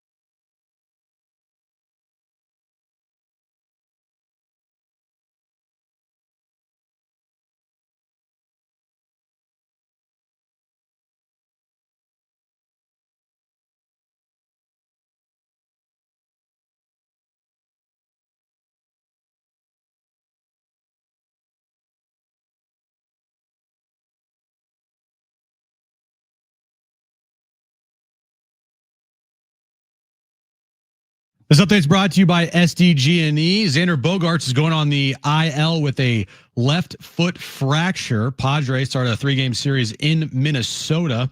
5:10 first pitch. Nestor Cortez on the mound for the Padres. Padres trail the Dodgers in the National League West by 2 games. Last night, San Diego State opened up their season at home with a 42-0 victory win over Stony Brook. A victory win. A victory win. I have no idea. I had a victory win. I'm such an idiot. I can't even finish this update. In peak wildfire season and whatever. I know I can't. Hold on, let me read it. Turn it to me. A victory win. Turn it to me. I can't do this. Turn the update to me. In peak wildfire season, as a last resort, SDG&E may need to shut off power in specific areas for public safety. Learn more about public safety power shutoffs at sdge.com/PSPS. It's a touchdown point. It's Jon and Jim to warm up that drive home. Xander Bogaerts to the IL. One of the keys, the unpredictable. You can do whatever you want at the deadline. You can spend as much money as you want. You can have the best roster in the world. It always comes down to health. It's a big blow. It's not like Xander was lighting the world on fire recently. But still, when you look at the depth of this team at that position in particular, now where are you going to go? Now live from the studios of San Diego Sports 760, it's Jon and Jim. All right, San Diego and Southern California, what's going on? Final hour, thankfully, for the week of Jon and Jim. I said Life that. with Jim, man. He said the Aztecs beat Stony Brook 42-0 for a victory win. And that's when we were like, all right, we'll see you Monday. We're done. Which is actually Those are always better than defeat losses. So. Yeah, defeat losses. It's actually, we're obviously not here on Labor Day, but we will be. Well, what got me is I said it and I knew, I'm like, victory win's stupid, but whatever, just keep going. And all of a sudden I hear you at a corner of my ear go, oh, victory win. Victory win. You're like, oh, wow. Victory win. That's why he's cracking. I'm like, victory win. You couldn't hear it on mic. It was so stupid. It really was, but it's okay. It's okay. Oh. All right, we're preparing for. We'll see if the Padres can get a victory win tonight. Hopefully, they get multiple victory wins this weekend. I look at this Twins like just schedule results since the trade deadline, and I'm sorry, I'm beginning to go from gotta win a series, and I don't want to go there right now. I don't want to go where I'm going to go. Get a victory sweep. You always need to do a victory sweep win. I mean, maybe not. Maybe not. I mean, they just won a game at Toronto, for example. They were they won. They lost 2 out of 3 at the White Sox. This team's been awful. They were swept at home by the A's. They lost 3 out of 4 to the Tigers at home. They lost 2 out of 3.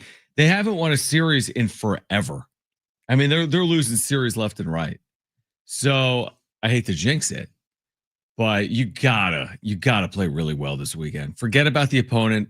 Play to your standard. Sounds like a football thing, but just play well this weekend. Put pressure on the Dodgers, etc. Yeah. I look at the next 16 games. The more I think about it, I don't know if 11-5 in the next 16 games is going to be enough to retake the lead in the National League West. It could. Absolutely could. Dodgers have won 4 in a row. They are getting a lot of their players back. Max Muncy's return, or he's going to return here soon. Right. Tanner Scott's return. Kirby Yates has returned. You know, their offense is still pretty potent. I don't know if 11-5 over their next 16 is going to get them back into the lead in the National League West. Now, if the Dodgers go 11-5 too, it's still 2 games, but now it's 12 games remaining. You're 2 back, really 3 back. You got to outplay the Dodgers by 3 games in the final 12 to overtake them and win the National League West. It's just a tough path if that's what's going to happen. Now, if the Padres play out of their mind and over the next 16 games, over this stretch against bad teams, they go 13-3, which they've done twice this year. I feel pretty good. I feel very good, actually. And you make a good point. I just think it takes something like 11-5 to get you in the conversation for the final 2 weeks of the year. Like, if you do go 11-5, you're right. Maybe that doesn't put you in first place, But if you're 1 out with 12 to play, if you're even with 12 to play, I know they don't have game to on. At least you're putting some real pressure on. Kevin Acey joined us earlier, our Padres insiders. Like, are they really 3 back or is it 2.1? They're 3 back. You can't the be 2.1 back. The season's not going to end with the teams not playing the same number of games. There's no world where the Padres play 161 and the Dodgers play 162. They'll be even in terms of games played. Therefore, they're 3 out. And it's as simple as this. If they finish with the same record, Dodgers win the National League West. So, you got to outplay them and beat them by a game. So if they get 93 wins, you got to get 94. If they get 95, you got to get 96. It's the unfortunate part of not playing well against them. Yep. I mean, you had your chances and you didn't take advantage of it. And you're right. I mean, that's kind of a cruel way to potentially end a regular season if it does play out like that. Yeah. You play well. You have the same number of wins as the LA Dodgers. You have the same number, but it's not enough because you didn't play them well enough. And the consequences are severe from maybe a bye to, I mean, it could be anything theoretically from a 2 seed on the line, but the tie-breaking team that loses out of the tiebreaker, which is the Padres in this example, could slip all the way to a 5 seed, depending on what happens with the Cubs and elsewhere around the National League. Don't sleep on the Mets either. They're rolling. They're up tonight 7 runs, I think. Yep. They were up 7-0 earlier. Their offense has definitely heated up. They here. called up this massive pitching prospect. Mm-hmm. They're up 10-0 in the bottom of the second. It might be his debut. Is it his debut? Is it Tang? Look in the box score real quick. Who's pitching for the Mets? It's his debut. Yeah. So I mean, they got something going for them. Johan Tang, right? Tang or Tong? Or it might be Tong. Tong. But massive prospect. 22-year-old kid. Yep. Called up for the stretch run. Yep. And it's not just watching what the Dodgers are doing. It's watching what the Cubs are doing, watching what the Mets are doing. Phillies. Watch what the Phillies are doing. Because right now the Phillies and the Dodgers, they are tied for the 2 seed. Right. 77 and 57. You're 1 game back of the Cubs. You're 3 up on the Mets, who are going to win tonight. So you have to win tonight against the Twins. And if you don't, you're only 2 up on the Mets. This is classic scoreboard watching around all of baseball. All those teams, you have to know what they're doing. Oh, yeah. No, I completely agree with that. I mean, we were having they just did this whole video montage for Luis Ariz, right? Spent 4 years in Minnesota. Had a couple of years, he hit 330 for the Twins. So a very popular player, obviously, in Minnesota. We were going to start the conversation today by talking about, what should the Padres do in that 2-hole? Because they haven't gotten near the production that they need out of that spot. But then you saw this today on social media. Not only have they not gotten the production they need out of the 2-hole, but they've hit as many home runs out of the 2-hole as Kyle Schwarber hit last night. The Phillies with 2-hole. 4? The Padres have hit 5 in the last 5 months or 4 in the last 5 months, and Schwarber hit 4 in 4 at bats. And Schwarber's in the 2 spot? I think he was last night. What's he up to now? 50? I think he's at 49. 49. Okay. Yeah, again, it's there's multiple. We had this conversation, but there's multiple ways to win. I mean, the Padres are winning their way. Cory Provis just told us, are you serious? The Padres are 29th in baseball in home runs? And that's with the Padres hitting 4 home runs in Seattle in a game, and then 4 home runs the previous week in San Francisco. Yeah. So they've hit some home runs here of late, and they're still 29th in baseball. Well, that's where I'd be that's encouraging though, right? It's if you're hitting home runs now, I don't care if you finish 27th in baseball, if you've been 11th in baseball for the final 6 weeks. So maybe they are actually slugging to a better extent. I think they are. When you have O'Hearn and Sheets in your lineup, I do think their slugging has been better. But now, again, they're going to go at it without Xander Bogaerts. And I mean, you made a good point. Again, I don't like to, it's tough because the guy goes on the IL with a significant injury. But the truth is, he's been an average player this year across the sport, and it can be overcome. You're going to need him in the postseason. He's got the experience. He's been an average player. He's out. He's been really good since the middle of June, but that doesn't take away from the first 2.5 months of the season. Either. Yeah, that's right.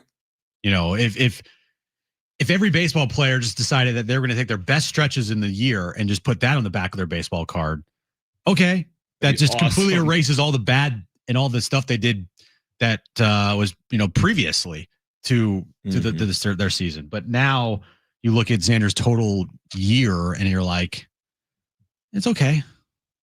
Who's the magic bullet? Trenton Brooks. His back would be, I homered at Dodger Stadium. Right. I hit a home run. I hit 1,000 this year with a home run against the Dodgers. That was my hot stretch. But you're right. I mean, Xander's had some hot stretches. He's had some really bad stretches. In fact, his last 2 weeks haven't been good. He's cooled off significantly. He's hitting under 200 in his last 15 games. His OPS in his last 30 games is sub 700. Right. So he has really cool. So it's like, oh, he's been great since June 19th or whatever the date is. And his OPS is like 833. Okay. Well, let's look at another sample size, which is the last month. Last month, he's been very average. All right. We'll keep you updated on Padres and Twins. They are underway in Minneapolis. On the other side, let's get into last night. Full reaction from me and Jim on the Aztecs beating Stony Brook in shutout fashion, 42-0. Some people were so impressed they're calling it a victory win. So we'll react to the San Diego State victory yesterday against Stony Brook. We'll hear from Cynthia Freeland from the NFL Network at 5:30. Stay with us on Jon and Jim.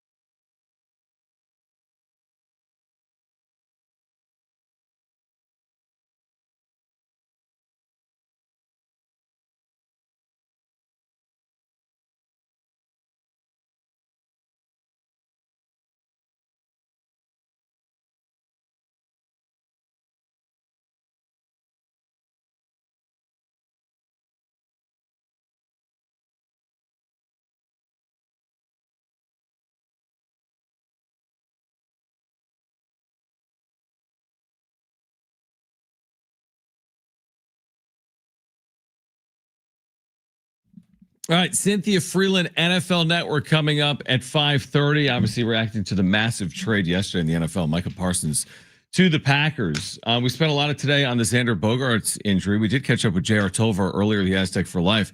San Diego State last night, we're both there in the building. Snapdragon Stadium, season number 2 for Sean Lewis underway. You wanted style points. What did I want style points for recently? Remember, you're like, we want Padres. Yeah, but what was it? I wanted style points. They were boring the me. Giants, yeah. They were like boring me. And then they gave me style points. They won by like 10. Right. But and they've been hitting home runs. So you asked for style points from San Diego State. Is 42-0 enough for you? Under 100 total yards of offense for Stony Brook. I know it's an FCS opponent, but that's who they played.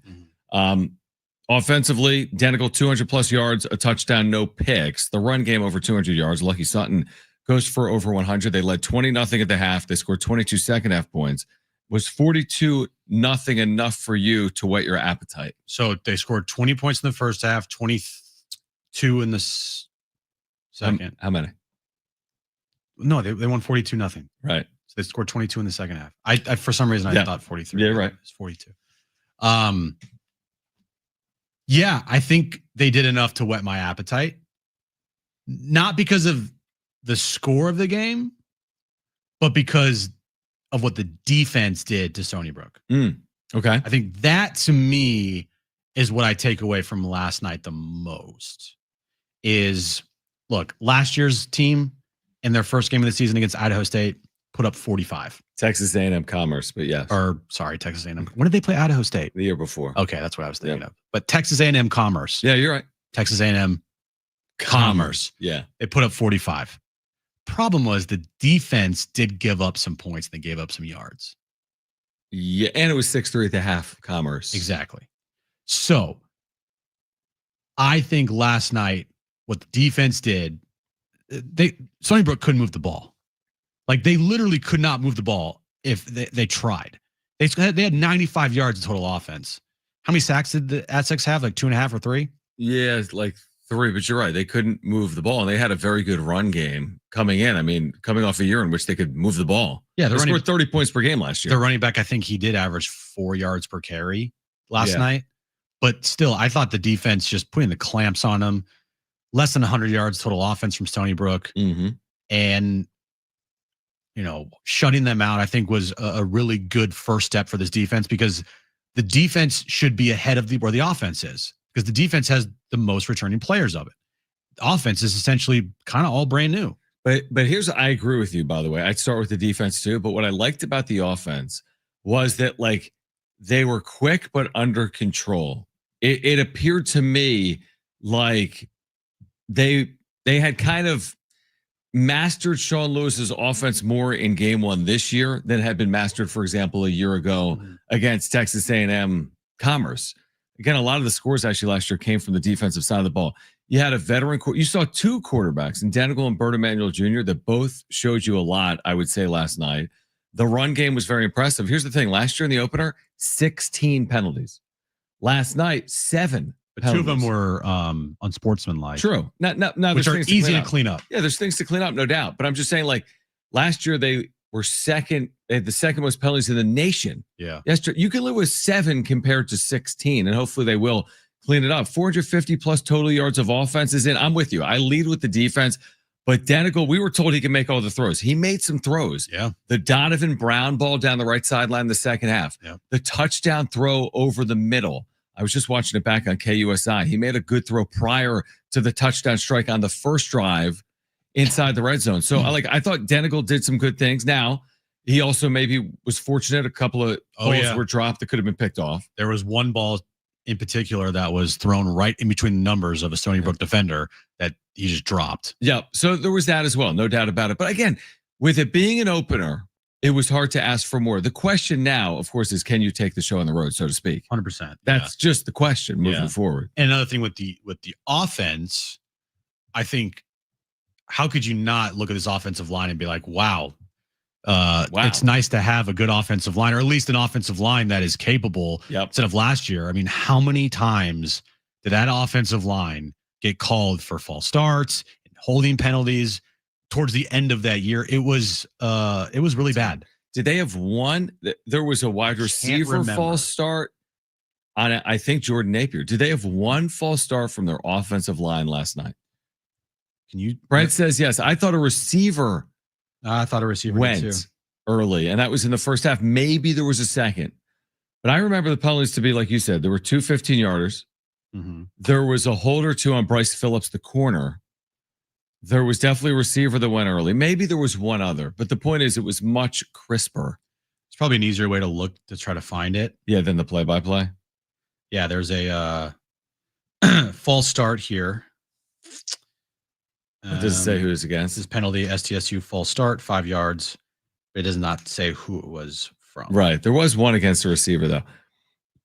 Again, I liked the game last night. I thought that they looked like a team that could actually be pretty fun this year. Mm-hmm. You know, I think Jaden Denigal is a big upgrade at quarterback over Danny O'Neal. I like the fact that Sean Lewis kind of, you know, spread the wealth around his running backs. Like he gave guys opportunities other than just one player, like last year with Marquez Cooper. This year, Lucky Sutton got the bulk of the carries, but he also, you know, distributed to multiple different players in the backfield. I thought Jaden Denigal is a guy that you see he can just make all the throws.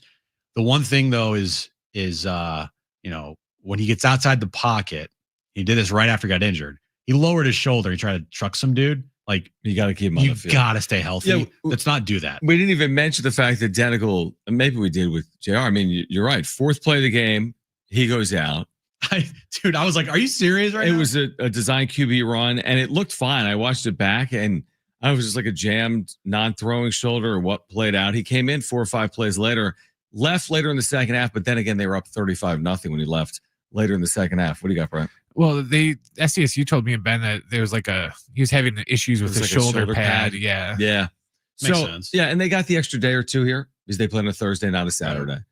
But I'll tell you what, this game next Saturday, it's like if you do win it, again, it's an if you could go there and get that first marquee win for Sean Lewis, like that first real important win for your program under Sean, then I think you're working with something. Like you have a little bit of momentum, you have some energy, you have a bye week to then prepare your fan base for September 20th. It would be their next game against Cal at home, and they're honoring the 2015 Mountain West Championship San Diego State team. Now they got to go out and earn it, but based on what they did yesterday, they got to believe they're going to go up there thinking they can win that football game. Now they got to go do it, and we'll see if they can look as crisp. They're not going to win the game 42-0. That's not the plan at Washington State, but can they avenge last year's game? They had Washington State beat here. Yeah. Everything's changed. Washington State is a new head coach, 76 new players, I think. So can you go there and win? And if you can, I think you're working with some momentum, kind of just like that, a couple of weeks into your year. It would make the Cal game that much more interesting. Yeah, it would. For sure. Because starting your season 2-0, Cal game at home, have a little momentum on your side. Maybe people will start saying, you know what? Maybe let's go check out this Aztec team. Like, let's go see what they're about. And then we'll see what happens at home against Cal. 3-0 would be a dream start for this team this year. But still, you got to get through Washington State 100%. To even talk about a potential 3-0 start. Completely agree. I completely agree. I think it'll be a very good game. We'll see if they can find a way to win a game against a quality opponent on the road. Now, they only showed part of it on the TV broadcast. How was the danger zone? The video, if Jim was there for this, Jim was there until halftime, right? Yeah, I left at half. Jim would have lost his mind if he saw the video presentation of the danger zone. I would have. It looks like the video presentation of the danger zone, it looks like it was done by like Hollywood. I can't even describe it. There's like fighter jets flying through the air. A lot of production value. A lot of production value is what I would say. But you know me, I'm not a movie guy. So there's probably a lot of stuff that you missed. I missed a lot of things, but I feel like you and Jim would have gotten a lot out of it. And it's like, game one of them doing it. So my takeaway was, I feel like if you're a Top Gun person, you probably would have gotten a lot out of it. I do like Top Gun. I'm not like enamored with it. Like, it's the greatest movie of all time. I thought Top Gun Maverick was really good. Right. Top Gun, the original, also really good. But yeah, I guess I have to see it in person to really feel it. Yes, stick around for the Cal game. Okay. All right, here's what we're going to do. We're going to hear from Cynthia Freeland from the NFL Network. On the other side, we have Jim's back page ahead. Updates from Target Field, where the Padres and Twins are underway and scoreless midway through the second inning. This is Jon and Jim, San Diego Sports 760, and live on the iHeartRadio app.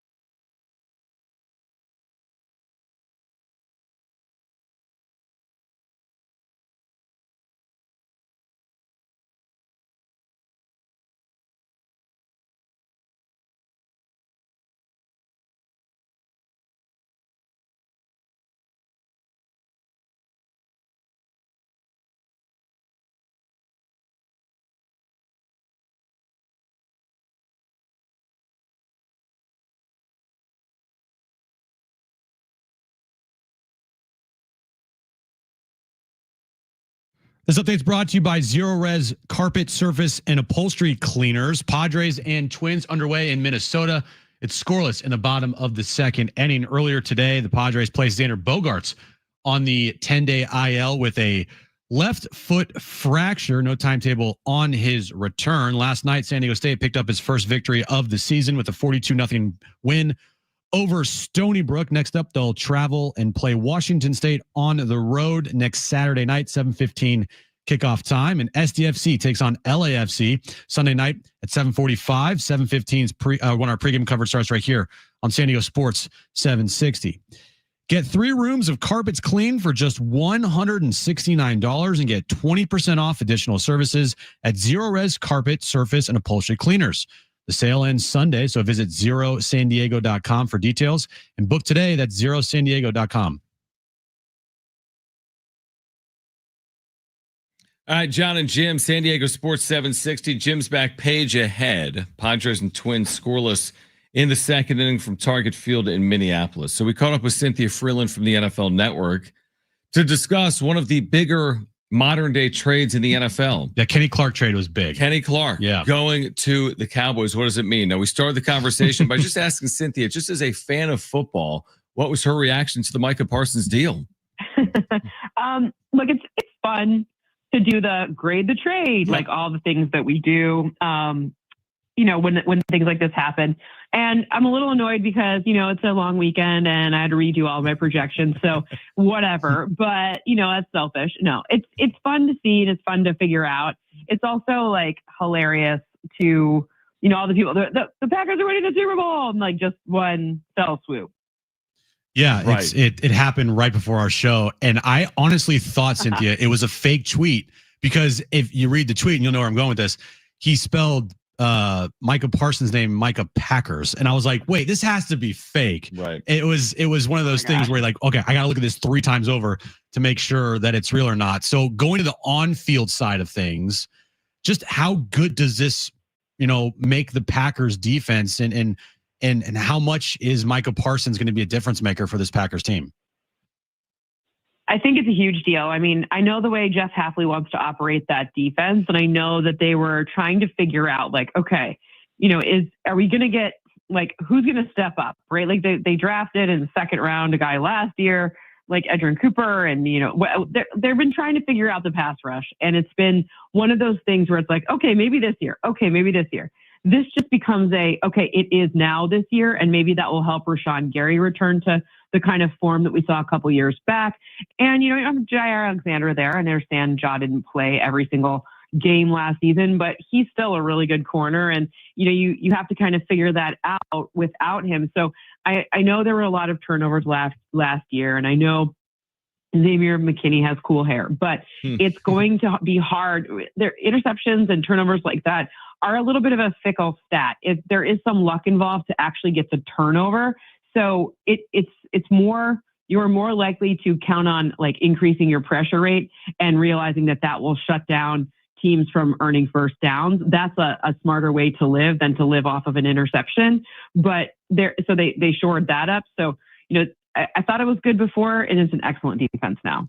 Cynthia Freeland, NFL Network, back with us right now on Jon and Jim. I want to get into what it means for the Cowboys, but I actually want to start by asking the question of what they got in return, the 2 first-round picks specifically. Is this what they should have received, or is this like what's the value that they should have received for Micah Parsons? Could they have done better than what they got? I don't actually think that they could have. I mean, okay. I think the one thing that gets a little lost in the sauce here is Kenny Clark's a really good player. Right. This is a team that defense could not stop the run to save their freaking life last year. And Kenny Clark can help do that. It does change some of the equation. And now, do I know if these 2 picks that they're going to get in the future turn into good players? No, of course not. You're gambling on potential in the future. But if it's not going to work out with Micah, that's probably the highest return you would have gotten for him. And especially considering, you have to look at the nuances.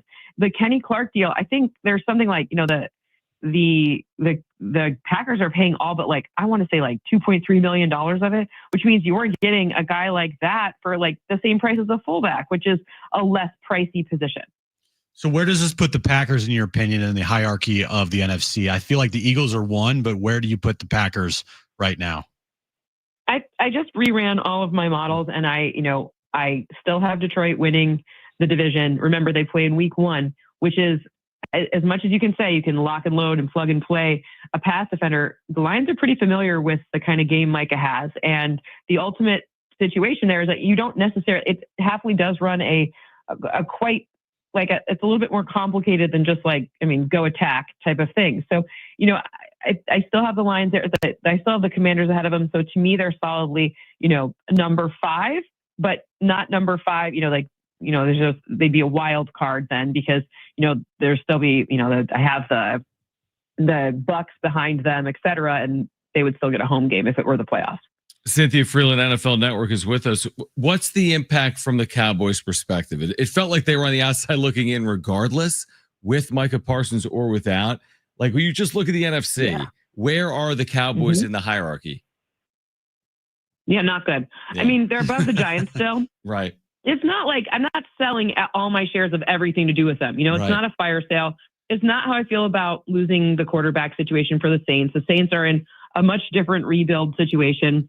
So, I mean, it's not good, but I think that if you look at the way their cap was constructed, this had to happen at some point. You can't keep signing people to all these deals this late and not amortizing it over the course of, this is boring words, I'm sorry, but you have to use these voidable years so you can actually make something that's 4 years look like it's 6 years, because that's the way the cap works. So if you're looking at the Eagles, they amortize it to the point where the guys on the field they're playing this year, cap is 275. Let's say they're playing at 365.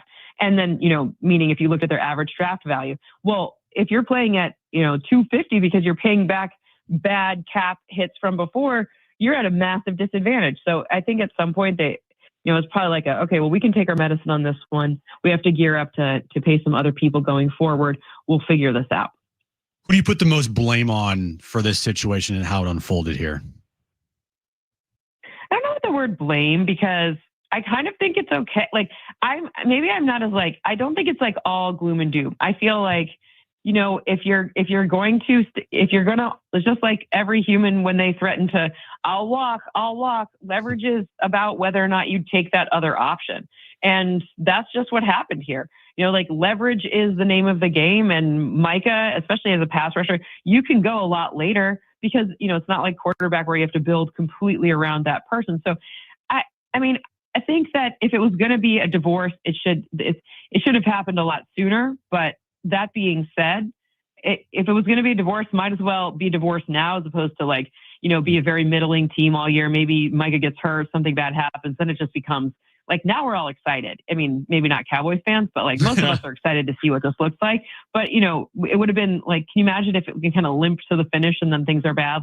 Now it feels like a chance to be all right, let's reset the table and get started with a new team. Cynthia Freeland, NFL Network, with us right now. Jon and Jim, San Diego Sports 760. Cynthia, do your models suggest that Micah Parsons is the NFL's best defensive player, or where does he rank among the best defensive players in the NFL?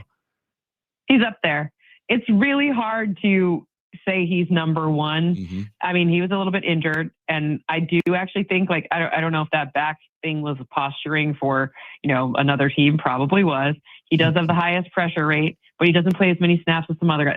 He's right up there. Of course, he's among the best. However, I think right now, from a scarcity standpoint, I could make a really strong argument that you would want a corner to be there's more of the higher echelon pass rushers and fewer of the truly elite shutdown corners.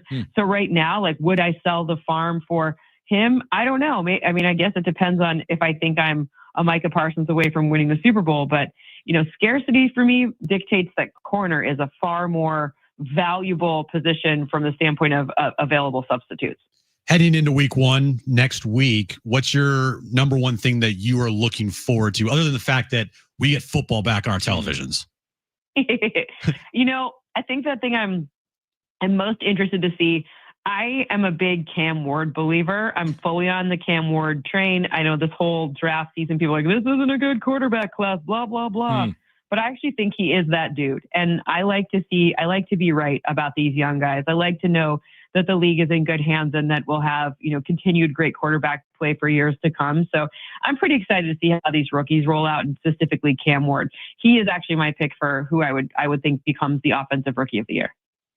That's very interesting. Not a lot of people are talking about Cam Ward. I feel like it's Shador and now the Micah thing. And he was a brilliant player. Number one pick. It's true, but he's like an under the radar number one pick. It is interesting. Here's my question for you. After all this Micah Parsons, everyone down in the Cowboys talk, in Philadelphia. They had any shot? I mean, it's a division game. I know the line's up to like 7.5 games. It's this Thursday night, right? It's like this just pageantry galore. Do the Cowboys have any shot? Everyone appears to just completely write them off.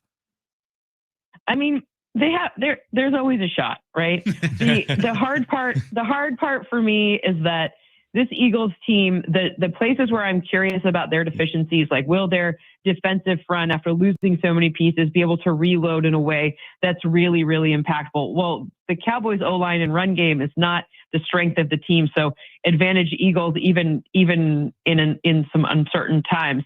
Then I'm worried about, what's going on with the Cowboys secondary. This is even before Micah, right?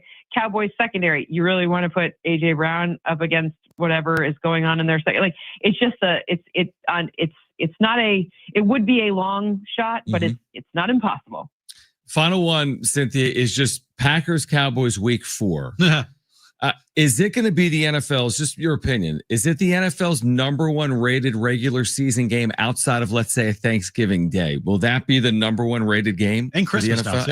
Like just take away like the special day maybe or two. Is this right there a top 2, 3 rated game of the year? I mean, probably, because Cowboys always rate. Yep. Like even when they're awful, like they're going to get top ratings this year. NFL already is like top 97 of the 100 most watched things in the year, NFL games. So, I mean, I think it'll be right up there. But, do I think that it's going to be a game where in the fourth quarter where it's going to be this nail biter and those ad spaces are going to be worth $1 billion? Heck no. Right. I think it's going to be a fun pregame. It's going to be a fun first quarter. And then I think that if there are other games on, maybe play like, just check out what's going on red zone in that second half, because I don't think it's going to be a very fair fight. Great perspective as always, Cynthia. We're excited for football, which is now 6 days away in the National Football League. Go. I know it's hard to believe. Thanks for doing it. We'll do it again. Thank you for hopping on. Absolutely. Thanks so much for having me. Can't wait to be back, baby. It's amazing. Cynthia Freeland again with us here. Football back in 2025. Jim's back page on the other side. Stay with us. This is Jon and Jim, San Diego Sports 760 and live on the iHeartRadio app.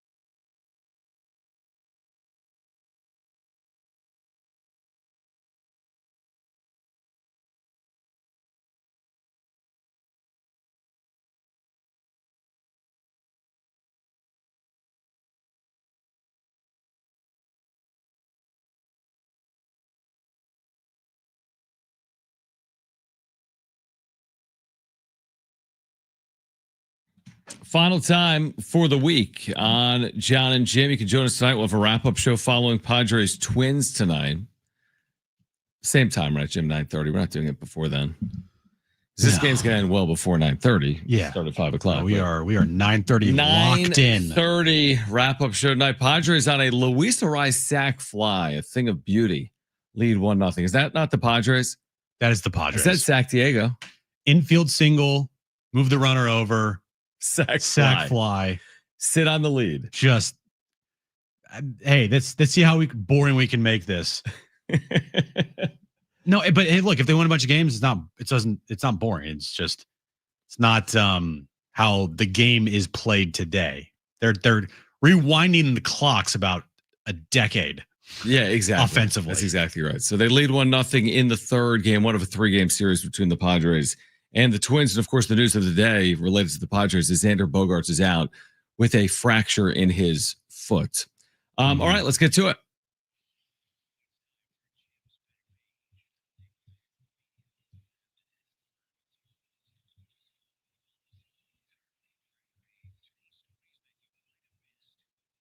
You like sandwiches, right? Yeah, sure. I mean, now you don't like deli meat because you don't eat meat. Because I don't eat meat. Yeah. So like, what do you put on a sandwich? Yeah. What do you put on a sandwich? Do you eat cheese? When's the last time you got a sandwich? I get like a veggie sandwich. Okay. Like I get them all the time, truthfully. I mean, here and there. Like I go to Jersey Mike's way too much. You do, don't you? Because there's one right here. I go to Jersey Mike's and I go to Rubio's like every other all the time. Yeah, yeah. I know you do. And so I get sandwiches a lot. Mm-hmm. But I don't feel like I've ever really seen you like bring a sandwich into work. That's because I never have. That's correct. Yeah. Well, I'm asking you this because according to Yelp's top 100 deli sandwich spots in the country. Okay. 2 sandwich spots in San Diego landed inside the top 20, according to Yelp's best sandwiches in the country. Coming at number 15, a place called Come On Over Cafe. Come On Over Cafe. In Oceanside. Okay. Okay. Number 12, Buyer Deli in San Diego. Okay. Have you heard of those sandwich spots? I have not. Before. Have you? I actually have not either. Okay. Buyer Deli is a hidden gem located at 3065 Buyer Boulevard in San Diego. They're in the top 20 spot on Yelp's top 100 sandwich spots in the country. And then the Come On Over Cafe in Oceanside landed at number 15. It's located on Oceanside Boulevard. It's praised by Yelp reviewers for its crispy paninis, breakfast bagels, and its relaxing outdoor patio. You should go there tomorrow with Aaron. Probably not. Okay. So you said this to me during the break. What was it? That Deion Sanders, he is sponsored by a porta potty company called Depend, or portable toilet company. No, it's a portable toilet, but the company is Depends, right? It is. Depends being like the adult underwear brand. So anyway, he mentioned that he might need a porta potty on the sideline. Yes, exactly. And Depend has put a porta potty for him on the sideline. And it has like their logo on the outside. Yeah. A portable toilet next to Colorado's bench to accommodate him following bladder reconstruction surgery. And it's sponsored by Depend. Kind of a unique sponsorship. You think? Very unique. Very unique. I mean, that would make things very easy as far as, you know. You don't have to go all the way in. You know, he's too big for Huggies, so. That is true. Right. That is true. Okay. John, did you know this, I guess, inside baseball tradition in Philadelphia? Because today, Braves bullpen catcher Matt Winn goes for the visiting team cheesesteak record in Philadelphia. Yeah, like they like tally it up in the visiting clubhouse, right? Right. Yeah. The current record is 10.5 eaten in one day by former Nats infielder Adrian Sanchez. Is there a series record as well? There is, right? It's like a game. I don't know what the series record is, but I know the game record. 10.5 cheesesteaks in a day. Said Matt Wynn needed to eat 11 between roughly 2 p.m. and 10:30 p.m. local time in Philadelphia. Yeah. If you're not playing that day, I feel like it's a worthy challenge. 10.5, dude. That's unbelievable, right? Like full cheesesteaks. Dude, I just Googled him thinking he was going to look like CC Sabathia when he was in his Captain Crunch phase. He's a normal guy. Yeah, no, he looks normal and he's in shape. I thought he'd be Kung Fu Panda looking. 10.5, you said? I mean, he didn't finish that 11th one. He's just like, yo, I'm good. Started it, but didn't finish it. Half a sandwich. Yeah. Wow. Now, I don't have an update on this because, well, is the player still living after these 11 cheesesteaks? It's not 10:30 in Philadelphia, and I believe the game is still going on right now with the Braves and the Phillies. So wait, are you saying that he's going for more than 10.5? Yes, John. Wow. Right now in Philadelphia, it's 1-1 in the bottom of the 8th inning. If that game goes extras, is he eating more cheesesteaks? Now, does he eat this during the game? My guess is no. Yeah, how could you do it during the game? My guess is it's before the game and then after the game. Exactly. Because this game's going to end here in the next half hour or so, and you'll have about an hour left to do this. Dude, that's 10.5 cheesesteaks in a day. Yeah, I can't do that unless you're a professional food eater, not unless a professional you're Joey baseball Chestnut. player. Yeah. Now, are these cheesesteaks with like the real cheese or the whiz? Who knows where are they from? It's a great point. I mean, who knows? I know this. The next day, you're not feeling great. No, I don't care what it is. You don't want to sit next to him on the plane. No, exactly. Not getaway day. I bet that first cheesesteak probably tastes so good. And I bet that 11th is a bit tough. There's a long way between 1 and 11. But that first bite probably hits so He was good. probably pumped up about He's it like, at the start. Like, and maybe let's even go. like the second cheesesteak, you're like, this ain't that bad. Yeah, number 2, sure. I mean, these are professional athletes. But you get to like 4, you're like, probably enough cheesesteak. Yeah, I'd probably be done. Number 6, and these ain't like little wimpy cheesesteaks either. It's like full size. The big boy cheesesteak. Yep. All right, join us tonight for a wrap-up show following Padres and Twins. Game 1 of a 3-game series from Target Field. Yeah, Nestor Cortez has not been great tonight, but it is 1-1 in the third. If you missed anything today, sportssd.com, iHeartRadio app, iTunes, TuneIn Radio, or Spotify. We're back Tuesday after Labor Day at 2 p.m. Have a great Labor Day weekend. For Brent and Jim, I'm John. Keep it here. This is San Diego Sports 760. Okay. Bye-bye. Victory win.